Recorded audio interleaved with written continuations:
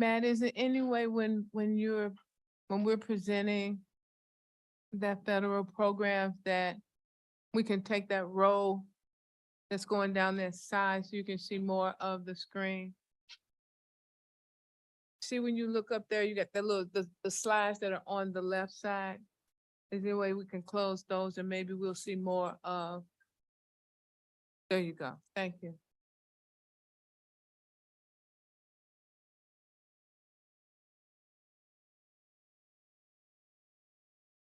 Computer won't log in. It's spinning like mine was.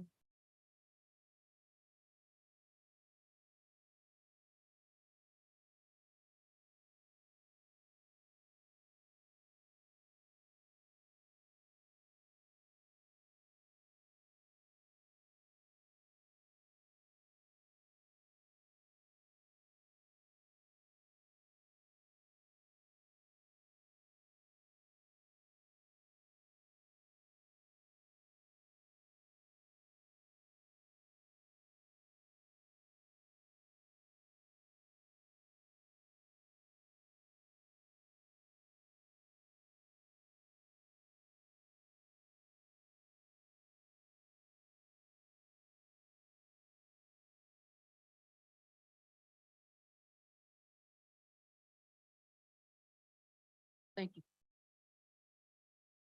Right. It is 7:16 and I'm going to request a roll call vote to establish a quorum. Here.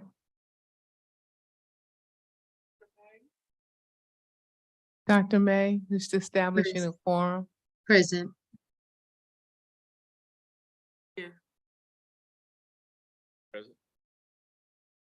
Here. Here. I have a motion to approve the agenda. So moved. I have a second. Second. Motion was made by Ms. Lane and second by Ms. Tisworth that we would approve the agenda. Can I get a roll call vote? Yes. Yes. Jackson. Yes. Dr. May. Yes. We'll now move to Riverview Excellence. Making this presentation is Mr. Ishmael Sistron. Good evening, Special Administrative Board members, Dr. Pruitt-Adams, colleagues, community, and residents, if we have any. I would like to ask, as we start, we're going to be honoring Mr. Marlon Wharton, and I would like to ask him and his team, it looks like he has some of his crew with him, to come and stand with me, please, Mr. Wharton.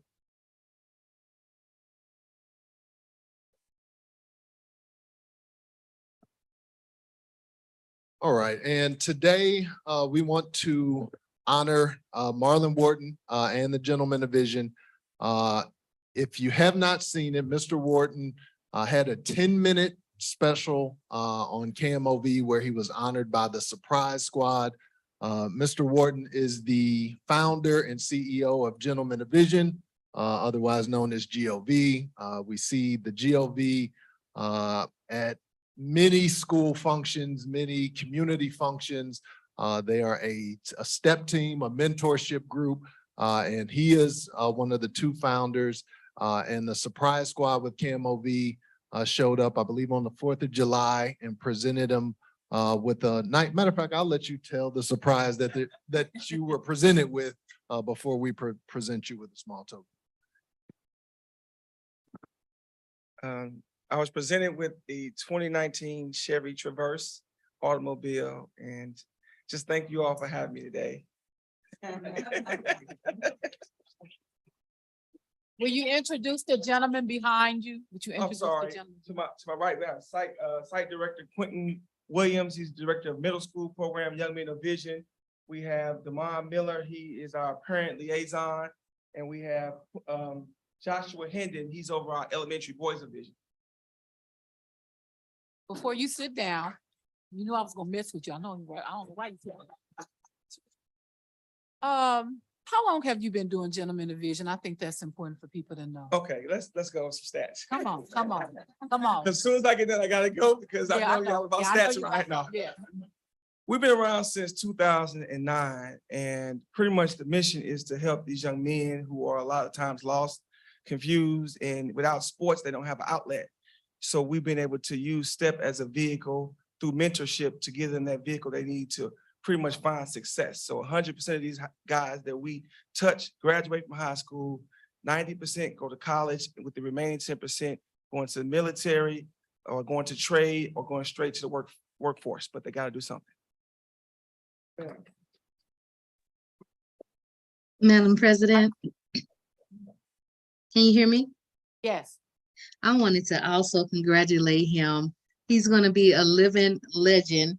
He's getting an award on August the 24th at the Missouri History Museum. So he didn't mention that. So he's going to be getting a living legend award on August All the 24th right. All at right. the History Museum. So congratulations. And I want to just add that Soul Fisher Ministries is one of our agency providers, and the Gentlemen of Vision will be performing at the 10th annual gala. Yeah, and All I in should have one. known Mr. Wharton would be a man of few words. I wanted him to explain gentleman of vision. Go ahead. Yeah, give it what it deserves. Real quick. So, okay, real quick, because I know we got a lot of agenda items. This is pretty thick.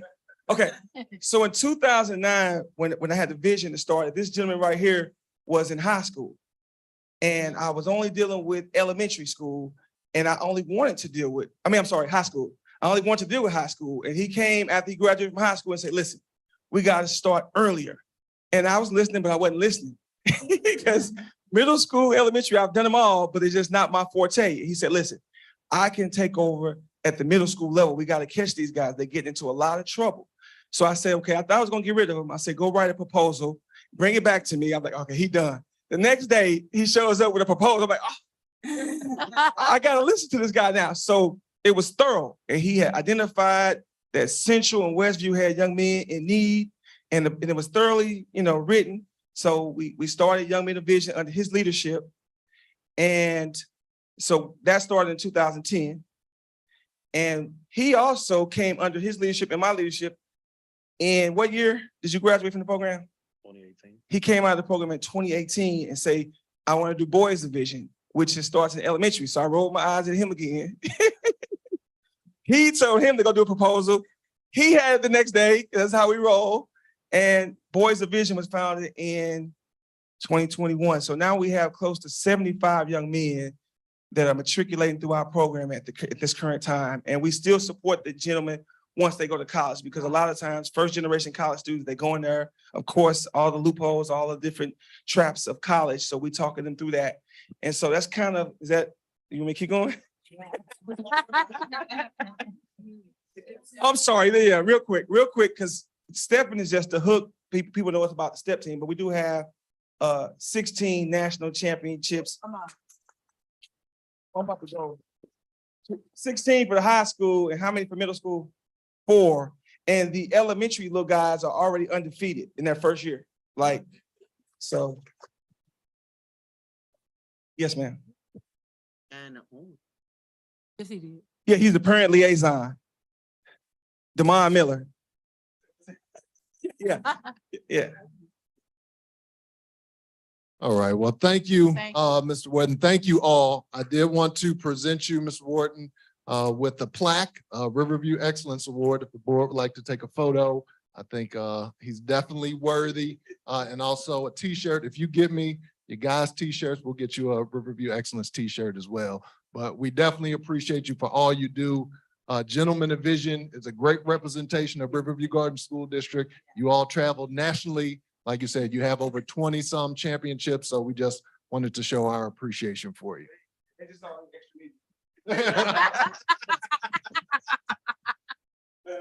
Okay, you take a picture. Yes, ma'am.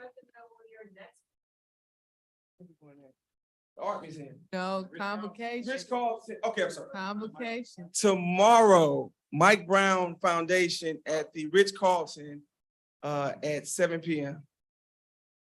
And Monday, we will be at the convocation on time somehow. So I gotta go wake up people, throw them in my new car and make sure we're on time for the convocation. So that's where we'll be at. Or take a picture. And last thing, before we take the picture, I just want to say this is a special moment because all districts don't support things outside of sports. So for you all to be behind something that's dealing with our youth that's different, this means a lot to the family of Vision. And I just want to say thanks from the bottom of our hearts to everybody.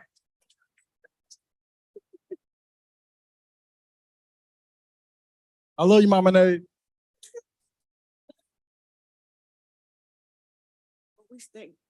Yeah.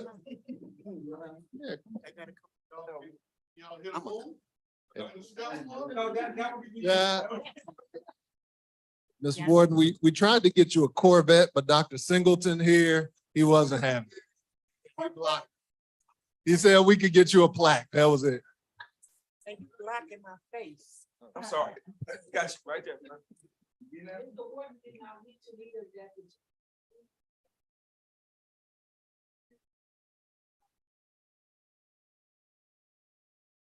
Oh.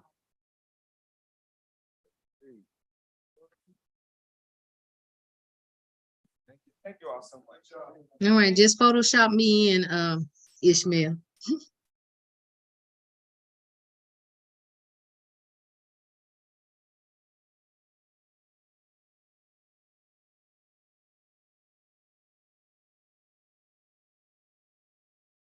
Sign back.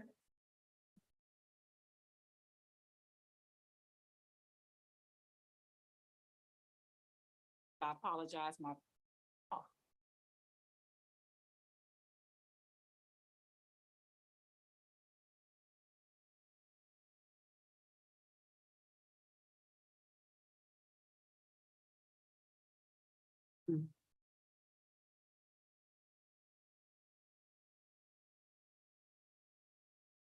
All right, sorry about that.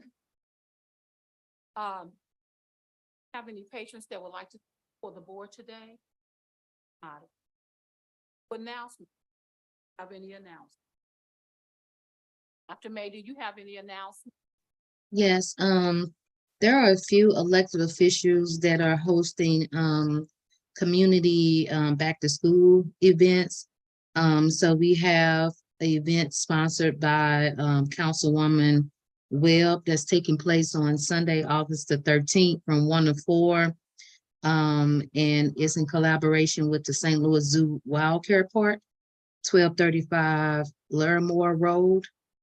From 1 to 4, and then our Senator Mosley, on Thursday, August the 17th, 3 to 6 at the North County Recreation Complex. So we know we had a back to school event last week in the expo, but these are 2 additional events for the community, August 13th and the 17th. Thank you. Were there any additional announcements?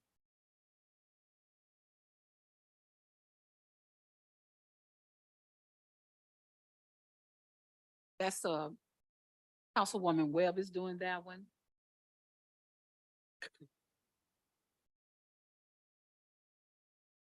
North County Rec Center. I can send it to Ishmael, the 2 flyers. We have it. I will make sure they get it. Okay, those 2. Okay. One is the 13th and one is the 17th. I'm gonna announce them as well. The announcement that I have is that we just had our Region 7 meeting last week. And there are going to be a few changes that are going to be made to the way the regional leadership takes place. I'm going to retain the position of president, and I will be merged with, I think I'm going to be part of leadership development. So some positions are being merged. So I will be continue to be the president of Region 7. And that encompasses the city of St. Louis, all of St. Louis County, St. Charles County, and Jefferson County. And we are really pushing for people to try to attend the annual conference. And that's going to be November the 2nd through the 4th. And we are also trying to encourage, and I something out to most school districts that you're trying to encourage more people to go after higher levels of certification, not just the certified board certification, but to try to do advanced and master and then distinguished. And hopefully, knock on wood, but by the time that we go to the annual one, I'll have my last certification all complete. But I just want to announce that. Okay, then we will now move to reports. Thank you. Tonight, Riverview Garden School District is happy to have with us our partners from Boeing. Boeing has showed that they are committed to investing in our area and most importantly, our school district. We are pleased to establish our partnership who will support our students in understanding global engagement. We are expecting a successful collaboration and look forward to the work that we're going to do. So tonight we have with us Ms. Chris Bray, the Senior Manager at Boeing Global Engagement Central Region, and Mr. James Deweese, did I say your name right? James Deweese, Vice President of Manufacturing and Safety for Air Dominance, who are here to share some information and a video. Turn it over to you. Sure.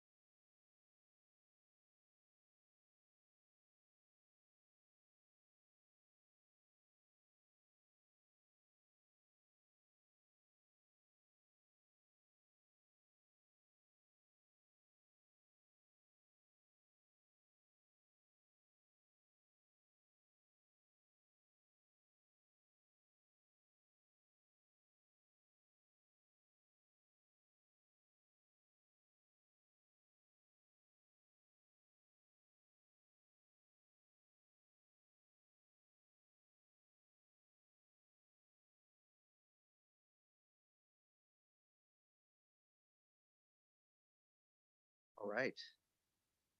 Hey, good evening, Madam President and members of the board. It is a pleasure to be with you this evening.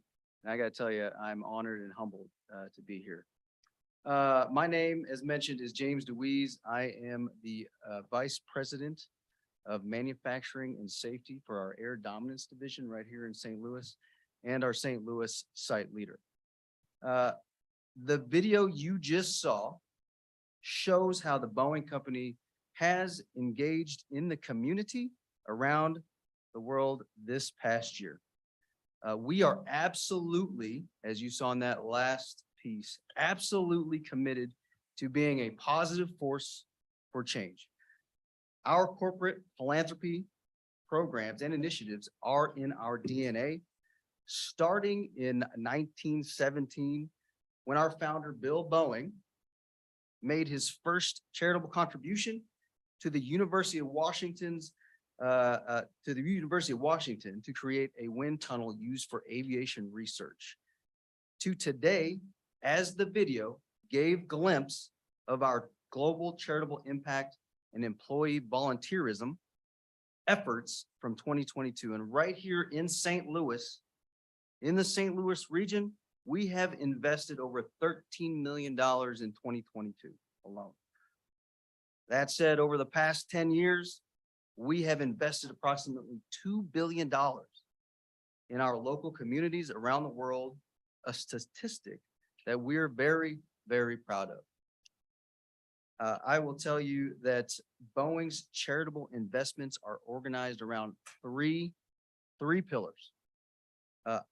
Our future, which is focused on developing tomorrow's innovators by investing in the skills required in today's modern workplace.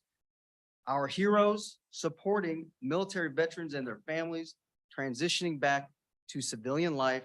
And lastly, our homes, adapting to local needs, encouraging environmental stewardship, and advancing racial and equity and social justice. We are committed to continuing to innovate and invest in efforts that build, enhance, and contribute to the communities that we call home. Home like St. Louis. At the heart of our investment strategy lies the belief that investing in education is investing in our community's long-term prosperity. I am honored to announce that we are investing over $950,000 this year in nonprofit partners that will directly impact the Riverview Gardens School and surrounding areas. These 13 nonprofit organizations will expand STEM opportunities during school and after school. Some will focus on providing family stabilization to help with economic mobility, and some will provide workforce opportunities.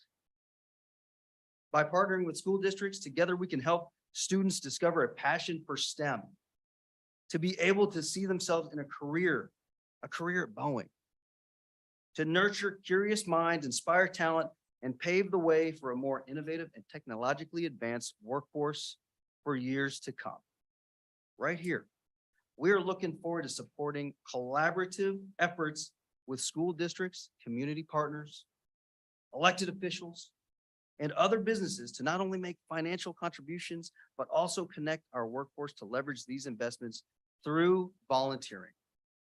We look forward to working together to build our community where opportunity knows no boundary, where education and workforce development open doors to success, and where disadvantaged individuals have a chance to thrive. This is really an exciting journey. We are honored to partner with you. And as I mentioned, I'm humbled to be here to explain this. Thank you for your time.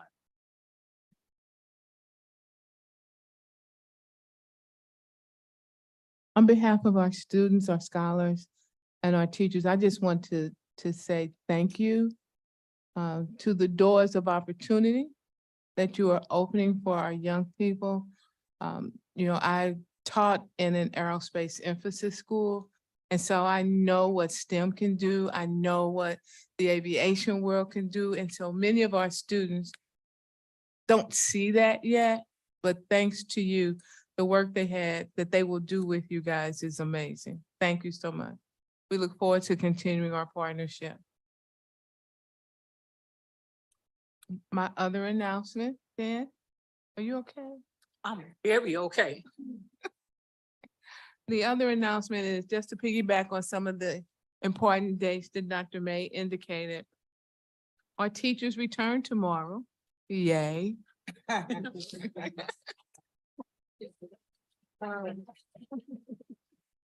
They will come in starting professional development. Tomorrow, the next 2 days are with our Solution Tree partners. And tomorrow is focused on mathematics. And then Thursday will be focused on literacy. In addition, with our partnership this year with Solution Tree, they will have additional time with In addition to their regular coaches, they will have time with literacy coaches and mathematics coaches this year. As Dr. May said, on August 13th, from 1 to 4, Councilwoman Shalonda Webb will be hosting the North County Back to School Bash at the St. Louis Zoo Wild Care Park, 12385 Larimore Road. She will also be offering shuttles, I believe, from Lewis and Clark and LeMasters that will take individuals to the park and bring them back. On the 14th, the board and everyone is invited to join us for our convocation, which will be at the University of Missouri St. Louis and True Hill Center. That starts at 8 a.m. On the 17th, we have an immunization event at the high school. So those of you who are listening via stream, please come out and make sure that our young scholars are immunized. On the 17th, as Dr. May indicated, from 3 to 6, there's the back to school event sponsored by Representative Mosley. And that's at the North County Rec Complex, 2577 Redmond Road. And last but not least, school starts August 21st. Yay. That concludes my announcement. Thank you all Thank you, so thank you, much. Thank you so much.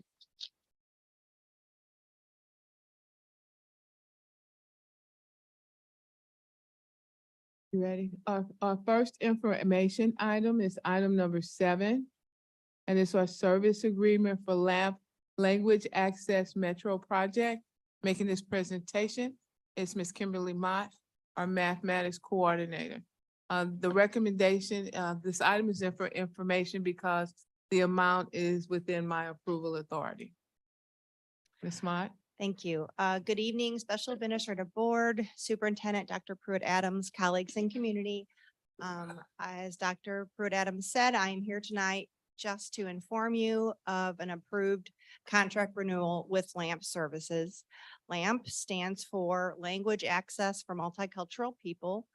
The LAMP agency has been providing interpreting for our English-speaking teachers, counselors, and administrators with non-English speaking parents, guardians, and students. And we began working with LAMP agency in 2013. And since then, they have provided our district with high quality interpreters to facilitate like in-person, face-to-face, over the phone conferences, virtual, remote translation services, as well as translating written documents. Some examples of sometimes when we have used these services include like registration, parent-teachers conferences, student evaluations, and even math testing. So this this 1 year renewed contract was signed by Dr. Pruitt-Adams on July 28th, 2023, and the budget impact does not exceed $3,000. Do you have any questions? Are there any questions? All right, thank you. Thank you. The next item is the federal programs 2022-2023 year in review. Making this presentation, Ms. Lakina Curtis, who is over federal programs. The recommendation is being this information is being presented just as an update to the Special Administrative Board, and it is in compliance with policy AF and IM. Ms. Curtis. Good evening, Special Administrative Board, Superintendent, colleagues, and community. Tonight, I am presenting information regarding the federal programs evaluation for the 22-23 school year. Again, this is in compliance with school SAB items AF and IM to maintain a program evaluation and to maintain accountability. Also in your packets, I've provided for you a copy of the Review Guards program evaluation itself, a copy of the federal program's financial report for last year, copies of the DESE approved consolidated funds for Title I, II, and IV, and also Little A. A fund source quick sheet to kind of help you get through that quickly. Copies of SAB policies, and also copies of our end of the year evaluation information that was completed both by our non-public partners and by district leaders who manage federal budgets as well. So within this presentation, where am I clicking? Which way? Hello.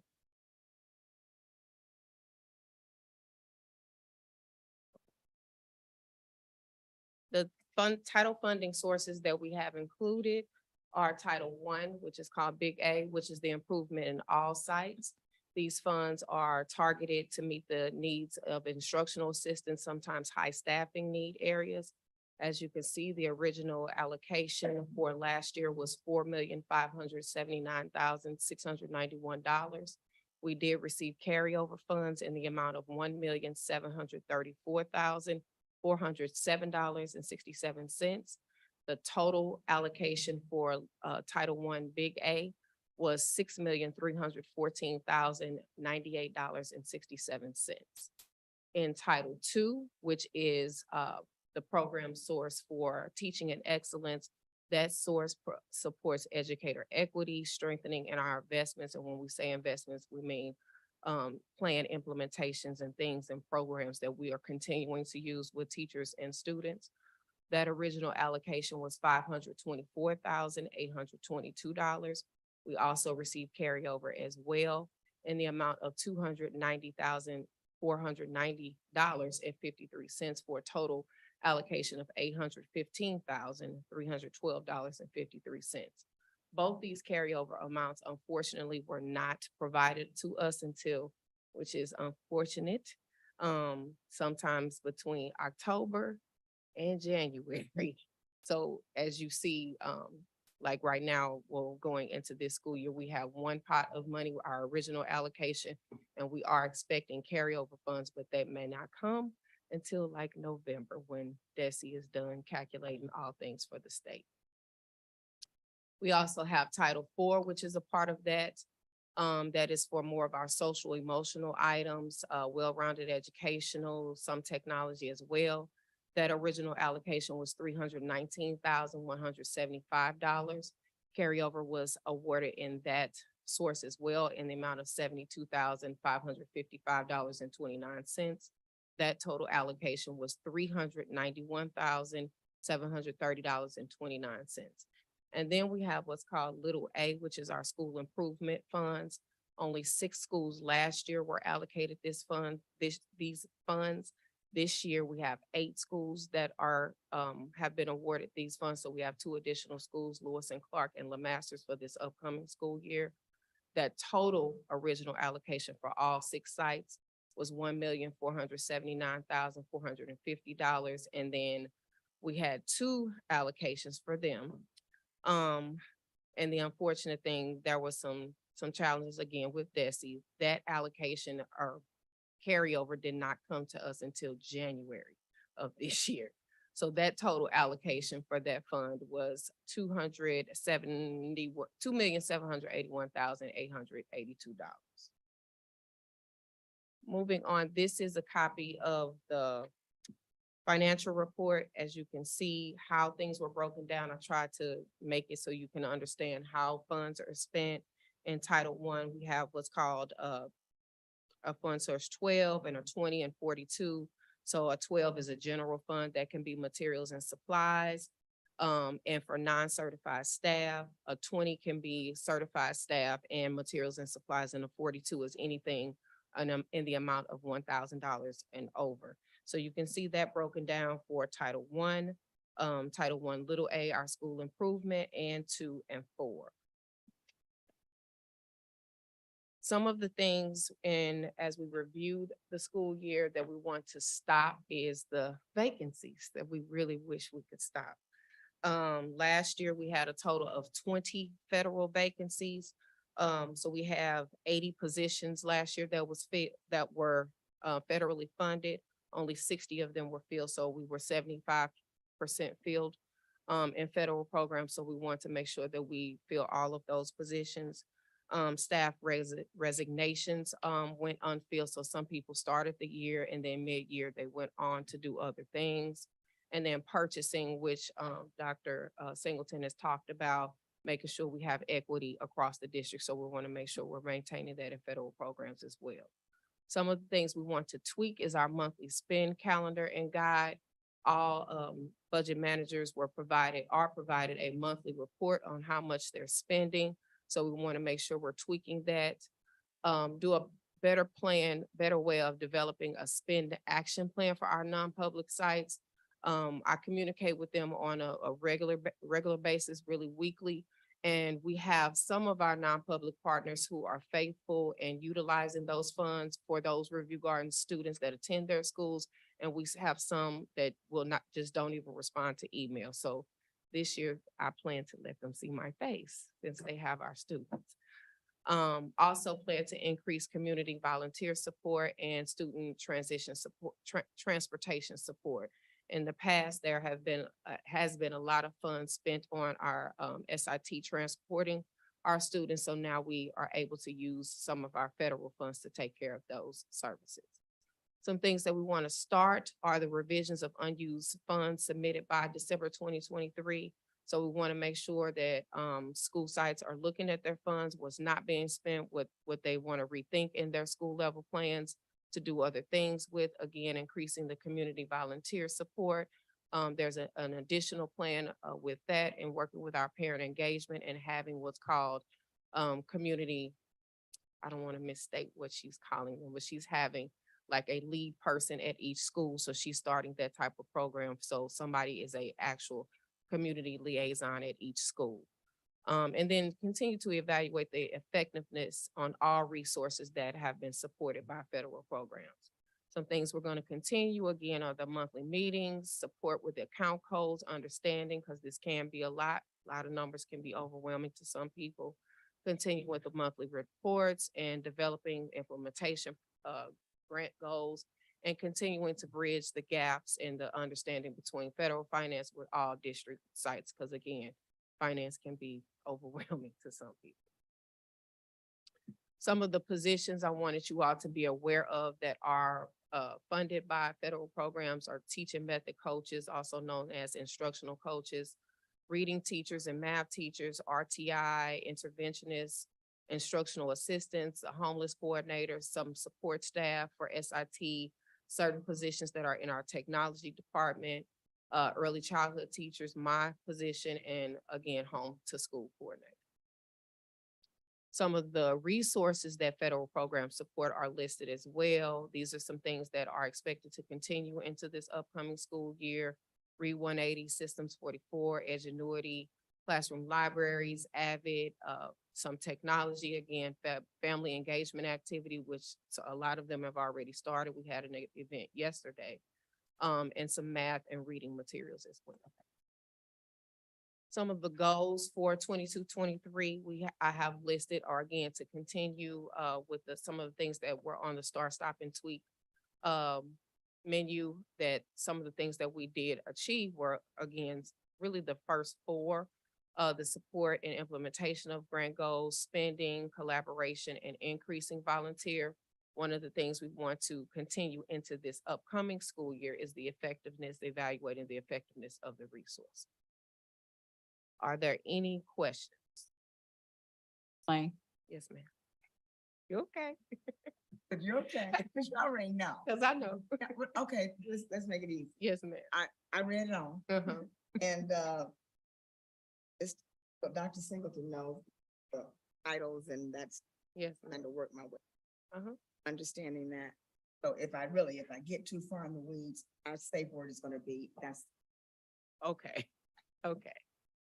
but the federal funding that Mhm. comes from the federal government Mhm. comes through the state, and the state guides how that's dispersed. Yes, so the federal government is the issuer and DESI is what's called the pass-through entity. So we can't, so the federal government cannot directly give us money. It has to go through the State Department first. They evaluate how we get funding based on attendance, test scores, all of their calculations and super things that we don't know about. So where's the money from the state? What, how, state of Missouri give us money? That to- would be what's called local funds, if I'm speaking correctly. So, Yeah, so she's talking of the federal programs, but we do get state allocations as well that comes through our basic formula. So that's money from the foundation formula that's strictly state funds. Other, That's okay, that's another report. that's Okay. another report. So when I read this, looking at all the numbers, Yes, ma'am. where it said, SC comment disapproved. They'll sent 10 for Mm-hmm, blah, blah, blah. mm-hmm. What are they disapprove? So it just depends. So what happens is, like, for example, last year, the applications are due by the end of June, right? So I submitted it well before that date. I did not get feedback on any challenges that they saw was wrong the first time from DESI until November. So I have what's called a regional DESI supervisor, and she's responsible for reviewing applications for several school districts. So she's reading from July 1 all of up until that time till she gets to review Gardens. And what she'll send me, it was like, okay, Curtis, I need you to fix this, this, this, and this. This doesn't make sense. Explain it. So it can be up to a 7-page email where I have to literally go through, make sure I'm checking off and attending to everything that she noted to correct. And then I send the application back to her. She reviews it. It may be great. She may find something else that she missed the first time. So like, that's what happened. So even last year with little a, that grant application was not approved until January. And you said something about the carryover and how we didn't get, who's holding the money up? DESI does that. That's in the state. Yes, ma'am. They're holding it up because of, It just varies for different reasons. So they can't give us, I guess, technical carryover until they approve the grant. So they have to approve the original allocation first. And then, so for example, if today I go back and check my email and DESI says you have been approved, I can go back in and there'll be another fund amount that says carryover, and it'll be right there available. So they don't issue that carryover until it's approved. last question is on the one you had was, and I noticed this listed in the amount of money. Mhm. Why is there such a discrepancy? Like Glasgow has 200, only got 233,000, but Central, Gibson, and the high school got 400,000. It's based on enrollment and attendance. So for example, the high school has over 1,000 students, so there's no way that DESI can allocate the high school the same amount that they allocate for a school that has an enrollment of 250. So it's based on enrollment. Yes, ma'am. Okay, thank you. No problem. Additional questions from anyone else? Yeah, okay, thank you. You want me to go ahead? So let him finish and then I'll give him. Okay. Back to the 60 of those. Last year there were 80 positions So available. can you give us any sense of type of position?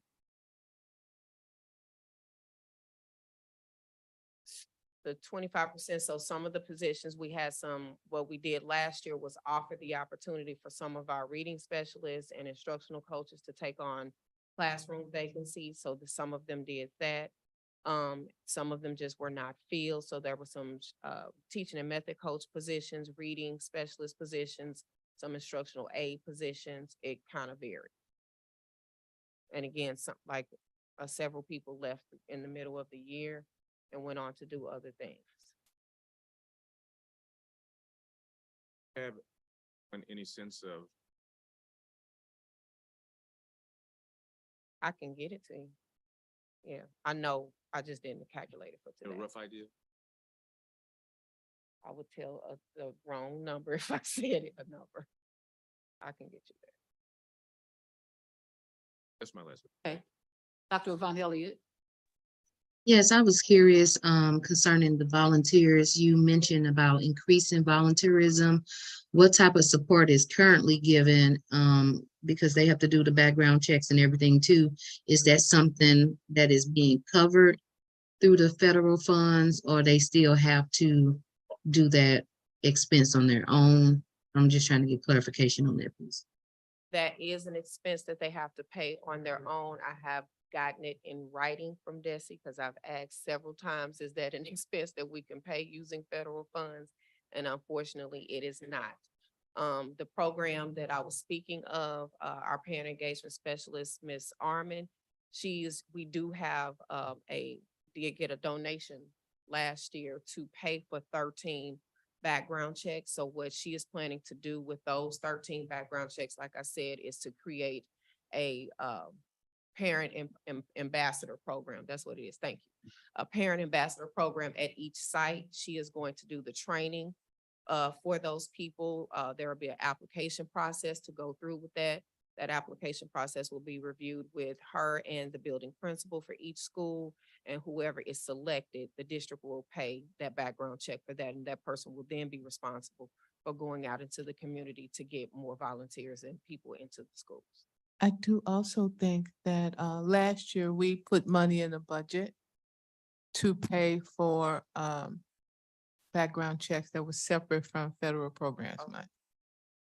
My only other question is concerning the, either the alternative routes for certification or just certification for high need area. That being on a slide, is that referencing some form of reimbursement or tuition support for those individuals? What type of support is given for That is that not, alternative or high need area? That's not under federal. That falls under, will fall under human resources. My understanding is that with the alternative pathway, there's courses that can be taken. There's a piece now where if the person hasn't passed the test, and DESI has lowered the standard for the test, for the alternative cert, they've also are giving it free. You don't have to pay for it anymore. The issue with the licensure though is, excuse me, the university, you have to meet the university's requirements to get a provisional certificate. And if you get a provisional certificate and then the district hires you, because if they get the provisional from the university, we will agree to the provisional. And after 2 years, DESI will issue them full certification. It is, the difficulty we're having is while people have finished the coursework, they've not met the standard for the college or university for the provisional certification. So no reimbursement is No, being that's done for not high need tuition area? reimbursement, no. Okay, because for special education, I got reimbursements through federal funds, so I'm just asking what is being done now. Nothing? no, not at this Okay. time, not through Alright. federal funds. Okay. The only thing that I want, that's your last question, I want to make sure. Mm-hmm. Okay, the only thing that I wanted to ask about is with parent engagement ambassadors or what have you, it should, I'm not asking, I'm saying, it should and be inclusive of parents that have students that receive services either here or through SS. Yes, that's, you know, included. That's not without asking. Any other questions? Yeah. All right.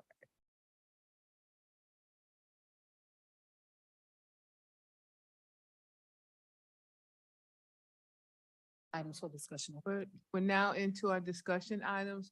Our first item for discussion are policy recommendations. Making this presentation, Mr. Travis Ford Senior.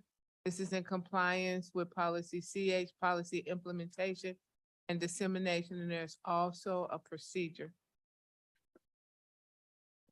Good evening, Special Administrative Board, colleagues, community, Dr. JPA. I am bringing the policy items for recommendation for approval later in this meeting as well. The policy committee met and reviewed the student use of personal technology policy and the recommendations from MSBA to see if there were additional revisions to the policies that needed to be made. And we looked at the policies, and the policies we looked at this time were EHBA, student use of personal electronic devices for instructional purposes. We realized there was a revision that was recommended to say that the electronic devices such as cell phones, smartphones, will be required to be placed in district-issued phone pouches during the school day unless they had authorization from a teacher.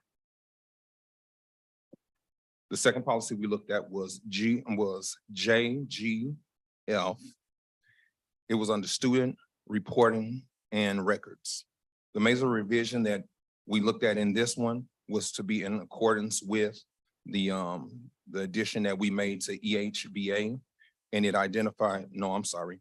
This one, the major revision that was in this policy identified what third-degree assault was, and it made it easier for identifying it and for the district to be able to make better determinations of the offense and as they reported violations of safe school acts. Third policy that we looked at was JG-R2. This one was under student discipline. This one was the one that actually went with the one in EHBA. In this one, the major revision was to add two different areas where at a minimum, if a student broke the policy, the student's phone could be confiscated and placed into a phone pouch until the end of the day. And the maximum in that area was a short-term suspension and or removal from school activities. The next policy that we looked at was IGAB.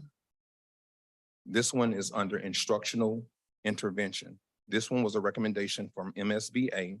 This one focused on the new addition of the reading success plans for students who were reading below level.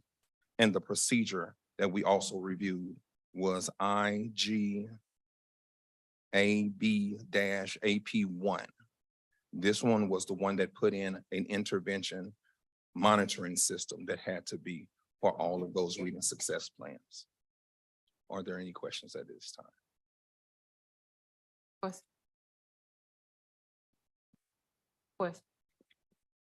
Thank you.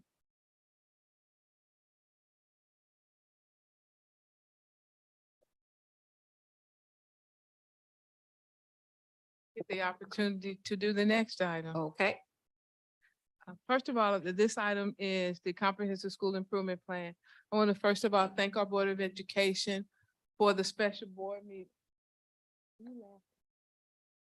For the special board meeting on July the 25th. You don't have to put that on.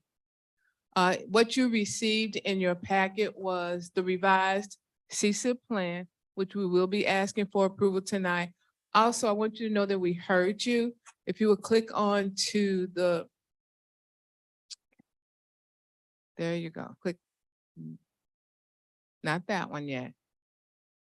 Go to the next one. You have a document that also shows, go to the, don't worry about it. Don't worry about it. In your package, you received 4 items. One was the revised CSIP, and that was based upon the information and the questions that you asked at the last meeting. You also have a feedback sheet where we took everything that we heard, the board, the questions that you asked, and it tells you what we did with those recommendations so that you know where to find them within the document. Now for the PowerPoint, please. So just to give you a glimpse of what took place over the scope of spring 2022-23 school year, we pulled together members of our community and our faculty and staff and our partner agencies to serve on a steering committee. We had several focus groups where, as a part of that focus group, next slide, please, we identified our strategic priorities. Our priorities include improving performance for our students, not only at the local level, but at the state level, based upon our assessments, the MAP test, as well as the STAR Renaissance test, to improve the culture and climate for not only our scholars, but for our staff as well, increase the number of students attending school 90% of the time or more, and then implement the strategies to decrease staff turnover and to fill vacancies. That's not to say there weren't other priorities that were identified, but these stood out the most because ultimately at the end of the day, they all impact student performance. We also have a new mission and vision for our district, and it's simple. A mission should be something that people can just roll off their tongues right away. And so our mission is to collaboratively educate and empower our scholars to thrive in a challenging environment. That's regardless whether they go into the military, the world of work, college, or trades. We have new vision. In order to accomplish our mission, we believe that we have to have high expectations for all of our scholars, that there needs to be a healthy, loving, empathetic, and kind relationships. Relationships are key when you talk about student performance. Students have to be at the core of every single decision that we make.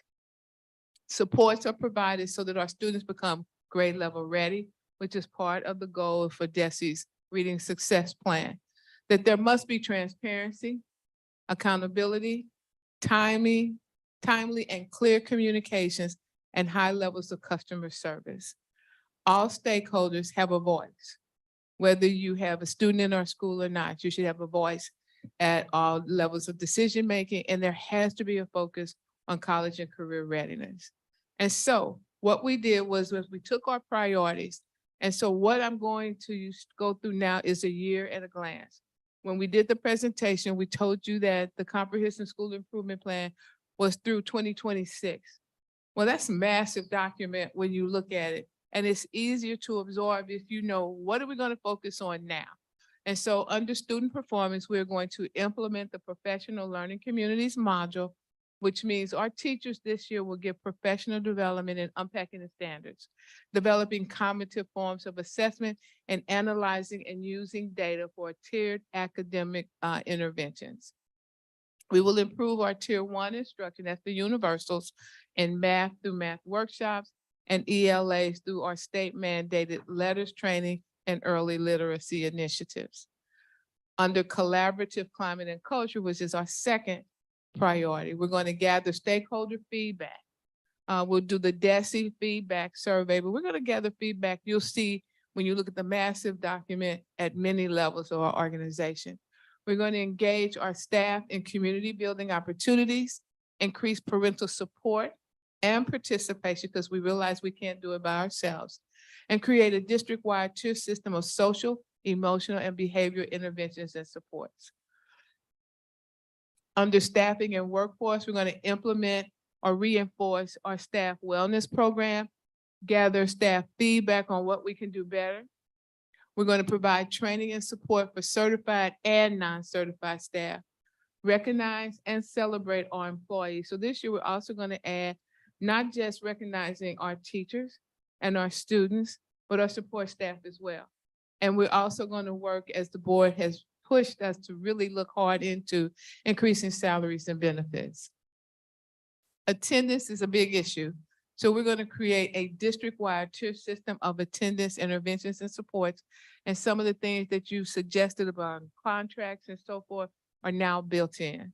And so then college and career readiness, we want to make sure that all of our policies and our practices align to the PLC model, and that we recognize growth and achievement. Sometimes we don't do that enough. Increase our dual credit and dual enrollment opportunities. Someone asked me earlier about full accreditation. This will help us get to that point. Expand our partnerships with colleges and universities, and also expand to internships, and then our interventions and supports. Every single priority that we've identified, even through 2026, should begin to take us in that direction of getting more of our APR points for full accreditation. And so how do we do this? Next slide, please, before we do the questions. I'll hold it up. We have a one-pager that will be sent. This one-pager will tell everybody, our community members, our scholars, our parents, our teachers, what our focus is in Riverview Gardens for the 23-24 school year. Not a massive document that they have to go through. They can find it on the website, but this is a year at a glance. We will also make sure that it is posted in our buildings, as well as our new mission and vision statements. That concludes the presentation. Are there any questions?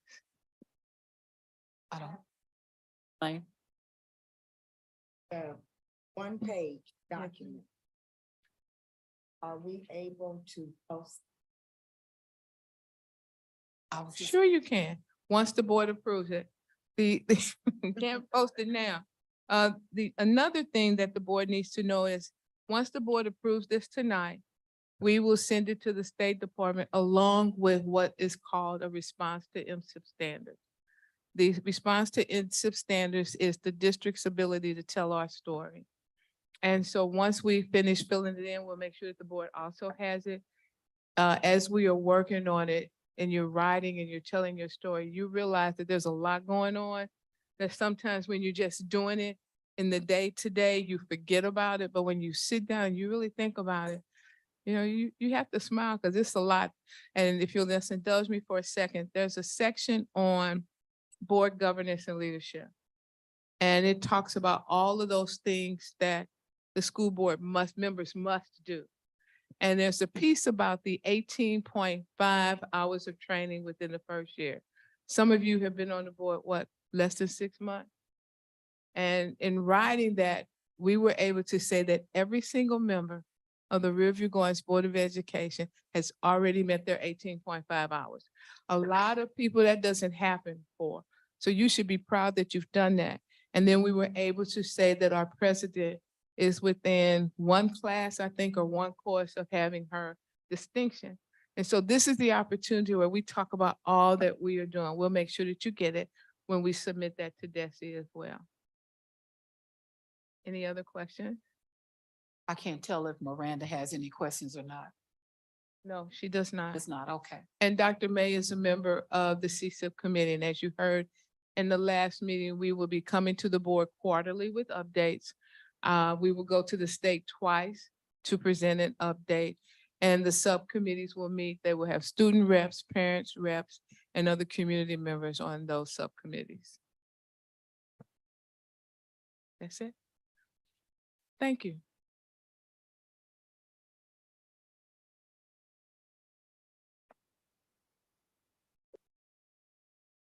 The next item is the extracurricular and co-curricular academic programs for 23-24 school year. Making this presentation is Dr. Stacy Nichols, Assistant Superintendent for Curriculum and Instruction, and we will ask approval later in tonight's meeting. Good evening, Special Administrative Board, Dr. Joanne Pruitt-Adams and colleagues. Today, I would like to request discussion and approval to implement the extracurricular and co-curricular programs for the upcoming school year. The programs will allow students an opportunity to develop essential questions and skills such as leadership, teamwork, communication, and problem solving. Also, the document that you have in your possession is reflective of the recommended stipends for the activities that are listed on your document. The program will be supported via the Curriculum and Instruction General Operating Budget. Do you have any questions? I do have one question, and I don't mean it to sound insulting.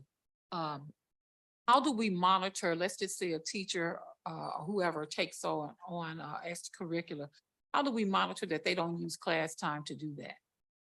So the extracurricular and co-curricular programs are after school. The principals are there to monitor the after-school activities, and sometimes C&I team members are also visiting buildings to monitor the program. Okay. I had a question, Madam President. Okay, Ms. Lang was before you, so I'll get you in a minute, Ms. Lang. Okay, So there were, I think I read that there were starting times, there were different, like the elementary or the middle school can start at 1 hour, and then the high school starts at another hour as after. So this has nothing to do with the one-on. No, this is only after-school programs. Okay. Dr. Von Elliott. I was looking at the stipends, just curious to how they were determined. I saw that fashion, freshman class sponsor, and sophomore class, some of those are low in comparison to the others. And I was just wondering how those calculations came about and why wouldn't they be somewhat equal to some of the others? Yes, so Dr. Von Elliott, we used the baseline stipend fee that we used in the past. Last year, we did collaborate with Dr. Singleton and the NEA President Valerie Turner to provide an increase for each one of those activities. We did use a certain percentage across the board to increase those salaries. Thank you. Yes.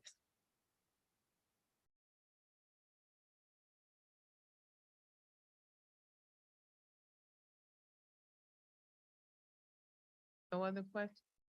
Thank you. Our next item is the curriculum audit, which is also being presented by Dr. Stacy Nichols. And I believe we will be asking for recommendation at the next board meeting. Dr. Nichols? Yes. Today I would like to request discussion to implement the curriculum audit project. A curriculum audit involves conducting a review of the district's curriculum for the 4 content areas of English language arts, mathematics, science, and social studies. The purpose of the audit is to ensure the alignment of the district's curriculum to DESE's priority standards and learning goals. The project will be supported via the curriculum and instructions general operating budget. Do you have any questions? I didn't have a question. Dr. Von Elliott. As far as other companies, were there any comparison? Have we seen their work to know how they compare to other companies? Like, I'm just wondering how you decided on this company and what competitors they may have. Yes, so the company that we use, we have done business with them in the past, and also they played a critical role in helping us to create the curriculum a few years ago, so they are familiar with the curriculum. And also, we did do the research regarding the feedback and the reviews that the company have is well-known company. The vendors they work with, McTighe and Associates, and they're well-known around the world regarding their curriculum work. Thank you. Mhm. Is there any other?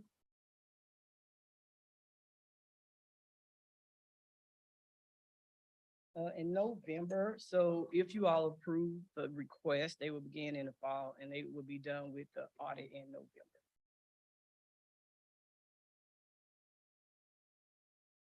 The next item, which is also being presented by Dr. Nichols, is the AMI plan.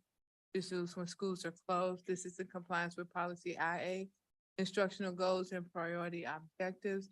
And we will be asking approval at the next SAB meeting. Dr. Nichols? Yes, this evening, I'm requesting board approval and, board discussion for the district's alternative methods of instruction plan for the upcoming school year. The state legislature passed Senate Bill 604, providing districts with the ability to use an alternative methods of instruction plan on days when there is an unexpected school and or district closure. Districts can make up to a maximum of 36 school hours lost due to school closures within state-approved AMI plan. The superintendent will determine when the AMI plan will be implemented by the staff. Also, this plan will allow the opportunity for all students to be engaged in meaningful learning on inclement weather days or emergency days when conditions prevent schools from being in session. It will be at the district's discretion on whether the school is considered closed or if an AMI day needs to be implemented. Are there any questions? Fine. If it's an AMI,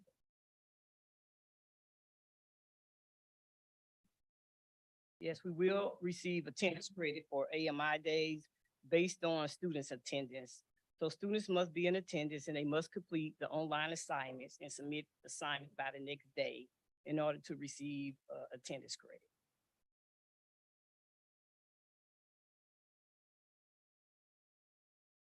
Thank you. The next item is the 23-24 school year MOU partners with St. Louis Community College, Early College, dual credit and dual enrollment. Making this presentation is Ms. Khadija Dejan, who is the coordinator. College and career court. College and District career College Career Court. Coordinator. I had the coordinator part right. Got that? Got a B plus. Thank you. Good evening, Special Administrative Board, Dr. JPA, colleagues and community. In front of you is the MOU from St. Louis Community College to continue our dual credit partnership and to expand our partnership to include early college academy and dual enrollment programs for our students. Just to clarify the differences between the three programs, early college academy is where our students, our current junior students, will spend the whole day at the community college for their junior or senior year. And upon graduation, they will have not only a high school diploma, but also an associate's degree. And they can transfer that to continue their studies or go into the workforce. Our dual enrollment programs is where the student will be taking classes at both Riverview Gardens High School and at St. Louis Community College, and they will again have credits to transfer to different colleges or universities or go into the workforce wherever they choose. And then our dual credit is where our students will be solely at the high school, and they will be taught by Riverview Gardens instructors, and they will earn college credit to also again be transferred to wherever they choose to be. Also, the MOU also has the Emerson STEM program, where students who are interested in manufacturing or advanced manufacturing, IT or things like that, they will be able to be a part of that program. And upon that, hopefully be ciphered to Boeing to have a career. The dual enrollment and the early college academy programs are actually student-driven asks that are in line with Mississippi 6 standards, student success ready students, and our CSIP plan of college and career readiness. So are there any questions at this time? I do have a question. Yes, ma'am. It's structured as a MOU because you're just, the $10,000 is just for covering the classes. Classes, books, and supplies and fees. Okay. Yes, ma'am. Okay.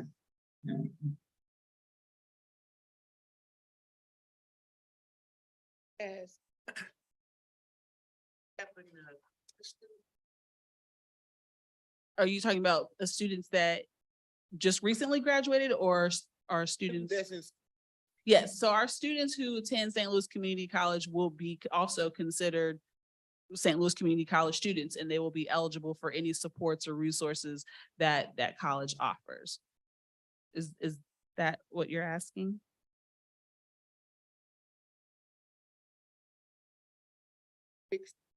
Yeah, that's a great question. So there is an application process, and also in the MOU, basically what it is that students have to have a GPA of a minimum of a 2.6. But for us, we wanted our students to have a 3.2, just because we wanted them to be successful.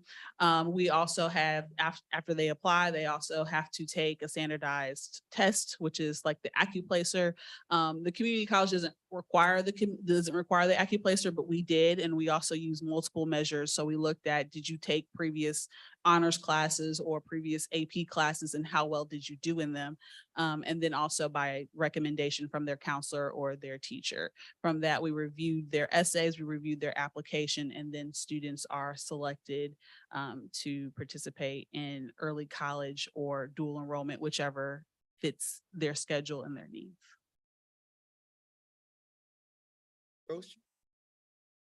Yes. In the freshman. Oh, their freshman year. So if the board approves it, we will, but this is a program that we're actually bringing back. So we have not had this program that in over 10 years. So if the board approves, then this is something that we'll bring back, and we can definitely share this with our parents. Absolutely. Absolutely. But we need, but this is where we're bringing it back. That's why, because it has been, students have said, how come we don't have this relationship or this partnership and this opportunity? So that's why we're bringing it back. You want to get any more? I'm saying here. I mean, Oh. and that's also because, so 10,000 is an estimate. I mean, if we want to start off small, because again, we are bringing it back. And since we've had this program in the past, a lot of things have changed. And so there are opportunities to increase that amount, especially as the word gets out among students like, oh, I'm spending time at the community college, and I feel like I'm not only just learning more, but also that these credits transfer to whatever career pathway that I'm trying to do. So if the board would like to approve more, I'll take it. Yes, ma'am. Oh, I'm sorry. I would like all to parameters. Yeah. Prerequisites. Yes. But you said the GPA, you want a minimum of, Yes, ma'am. and we all know students are individual. Absolutely. I know that we're with them every day, know them. I would like for you to consider a student A is 0, but you see some extraness about, and it would be motivation, I believe. Now, I'm not asking you to go down, I'm just have a little bit Expand of it. flexibility based on the student and the student's personality, a little bit overall, more than just Absolutely. We can do the- that. Yeah, sure. Other than Yes, so a lot of the classes that the students will be taking are going to be a part of the core 42, which are transfer, where they can transfer them to like other universities. Actually, there's requirements from the state that colleges have articulation agreements between their community colleges and four-year universities. Now, select Ivies might not accept them, but I haven't seen that. I haven't in other previous school districts that I've served in, I haven't seen it be a problem. We do. So we have 9 AP classes and approximately 100 students spread across all the AP classes. So I'm sorry. Ask more. that's just Yeah. Well, so the credit, it's 72.50 a credit hour. And I limit the students, they cannot take more than 15 credit hours a semester. So. Yeah, they're full-time students. It's 15, the recommended hours now, is it 12 for full-time? So in order to be considered full-time, 12 as a minimum, and then 15 because again, for the associate's degree, you need to have 60 credit hours. Oh, So yeah, yeah, yeah. 15 this semester. So we're trying to 15, keep 15, I see what you're Yes, saying. but for our dual enrollment students, again, I mean, they could probably take as low as 6 and as many as the 15, and they have transferable credits that can go to college. A lot of people saying that, this is just a comment, but Yeah. because my daughter, we talked about it when she was in school and she elected to go to the community college and get her associates. That way it helped her as far as some of the core classes or whatever that you normally have to take before she went to UMSL to finish up her degree. So it really helps some students to become acclimated to going to college and being responsible, because it's like a culture shock. Yeah. And I had to fuss and get her out of the bed to get to high school. When she went to college, she's like, I'm paying for this, so she got up and went. So, but it really does, I think, help students. Because so many students were going away to school and all of that and failing and, all that money to pay back, and you didn't really achieve the goal that you set out for. So I just wanted to say, I'm glad to see this program coming. Thank you. I did want to ask, will the A students be able to participate that's eligible? Can you repeat that? I'm sorry. Will the A students that's eligible be able to participate? Yes. Okay. Thank you. The next item is Riverview Gardens High School 23-24 Memorandum of Understanding, Jobs for America Graduates JAG. Making this presentation is the principal, Ms. Tracy Nave. We will be asking, I'm trying to see whatever. We'll be asking approval at the next meeting. Thank you. Good evening, Special Administrative Board, Dr. Pruitt Adams, community colleagues. I'm coming here to you, you have before you the memorandum of understanding for the JAG program. This is basically for the Missouri Department of Social Services to provide our JAG program at the high school, $30,000 in TANF funding, which is temporary assistance for needy families for the program. In addition to our partnership with Regions Bank We are also going to have a partnership with Boeing directly tied to JAG as well. So I wanted to say that. So our purpose tonight is to accept those funds from the Missouri Department of Social Services. And we're recommending that you accept this memorandum of understanding, providing reimbursable grant funding to receive $30,000 to cover all allowable expenses for Jobs for America's Graduates Program at the high school for the 23-24 school year. Are there any questions? I have a question. What is Regions' role in it? What does Regions do? So Regions has been coming in for job readiness workshops. They're coming in because Mr. Matkins, Eric Matkins. He's an alum, okay, of Riverview Gardens High School. So he comes in, talks about banking, finance, but also job shadowing pieces. He's also talks about mock interviews. So they do that with them. And so I'm not sure yet what Boeing's role is going to be because this is a new developing partnership, but we did receive information just a week ago that they will also be participating with the JAG program. Regions char. No, they do not. And I had asked you that, and I'm going to be transparent, is Regions Bank is a part of a banking collaborative that I am senior body that participates in our collaborative. There, what you said he did, I wanted to make sure he's doing, but they are not allowed to charge. Okay. If you have a bank come here and do a financial presentation, if they're a part of our association, they are not allowed to charge. Thank you for letting me know that. Are there any other questions, comments, or concerns?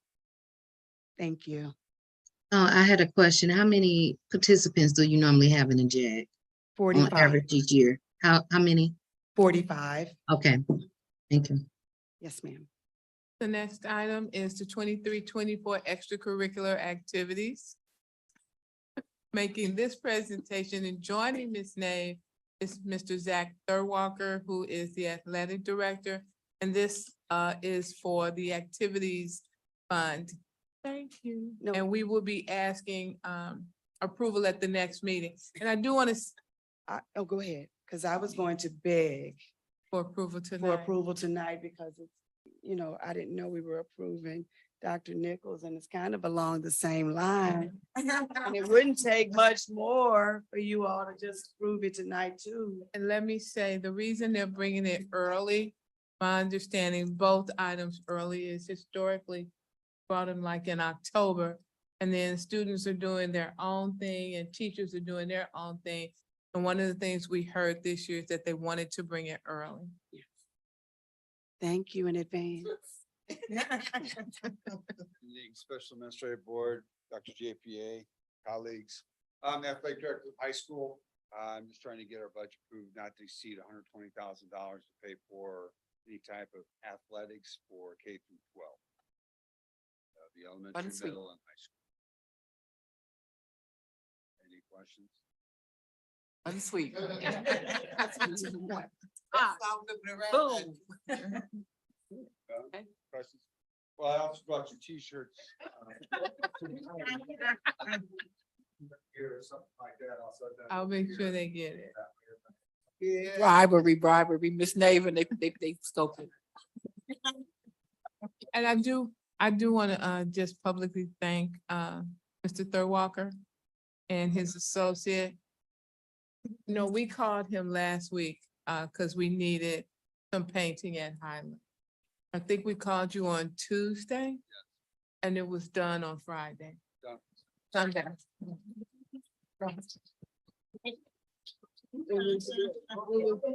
It was done on Sunday, I stand corrected. And I walked through the building today, and I mean, it's the entire building. So thank you very much. You're welcome. Thank you. Thank you.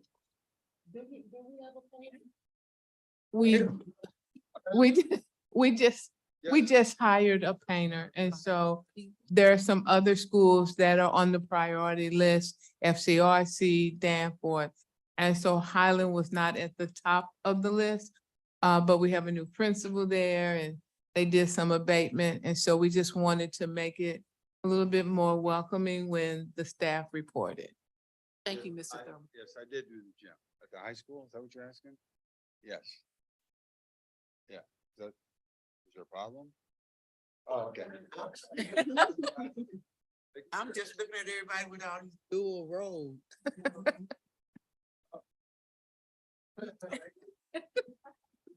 That's called love. Our next item is the continuation of the district assessment findings. Making this presentation is Dr. Larry, who is the Executive Director of Technology. Joining her, is Tom not joining? you? Okay. This, we will be asking for approval at the next meeting. Good evening, Special Administrative Board, Dr. JPA, You colleagues. may want to move that mic down. There you go. There you go.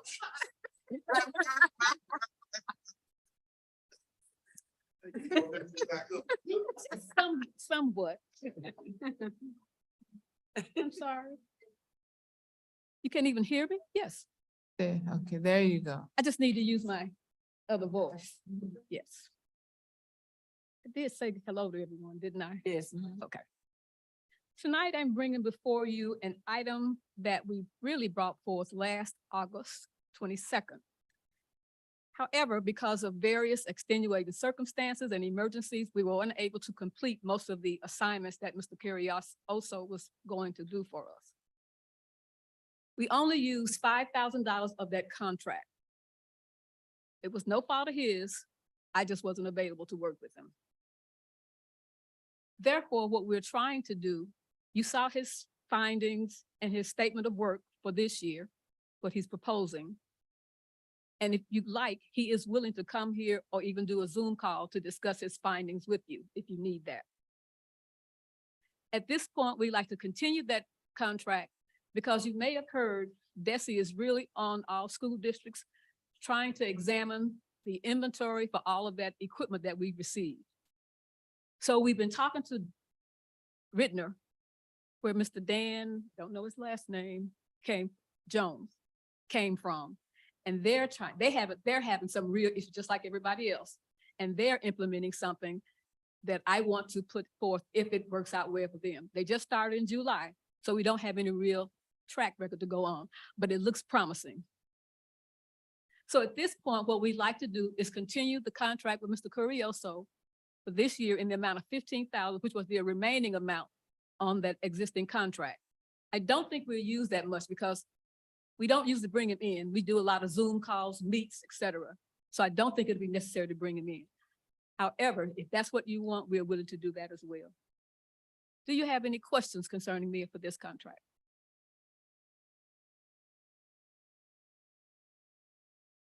Thank you. Thank you. The next item is additional copier for Koch Elementary. Also making this presentation is Dr. Larry, and we will ask approval at the next meeting. This contract was also negotiated August last year. As you can tell, August of 22 was not one of my finest moments. Somehow, I overlooked the fact that Koch only had one copier. When the new principal arrived, first thing out of her mouth was, why do I only have one copier? Other schools have more, except, and she's right. I don't know how I did it, but I did. I accept full blame responsibility for it. So I talked to Rico, and they are willing to give her a copier for the amount of $116.53 per month. It will be added to the existing contract and will continue because the existing contract doesn't expire until September of 27. So I couldn't wait until it ended to do another one. So we are proposing adding that copier to our existing contract for the amount of $116.53 per month, additionally to the existing contract. Are there any questions about this item?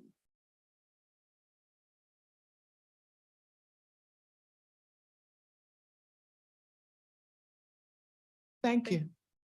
The next item is the summary of fund balance report for the month ending June 30th, 2023. Making this presentation is Dr. Levon Singleton, Chief Financial Officer, and we will be asking for approval at the next meeting.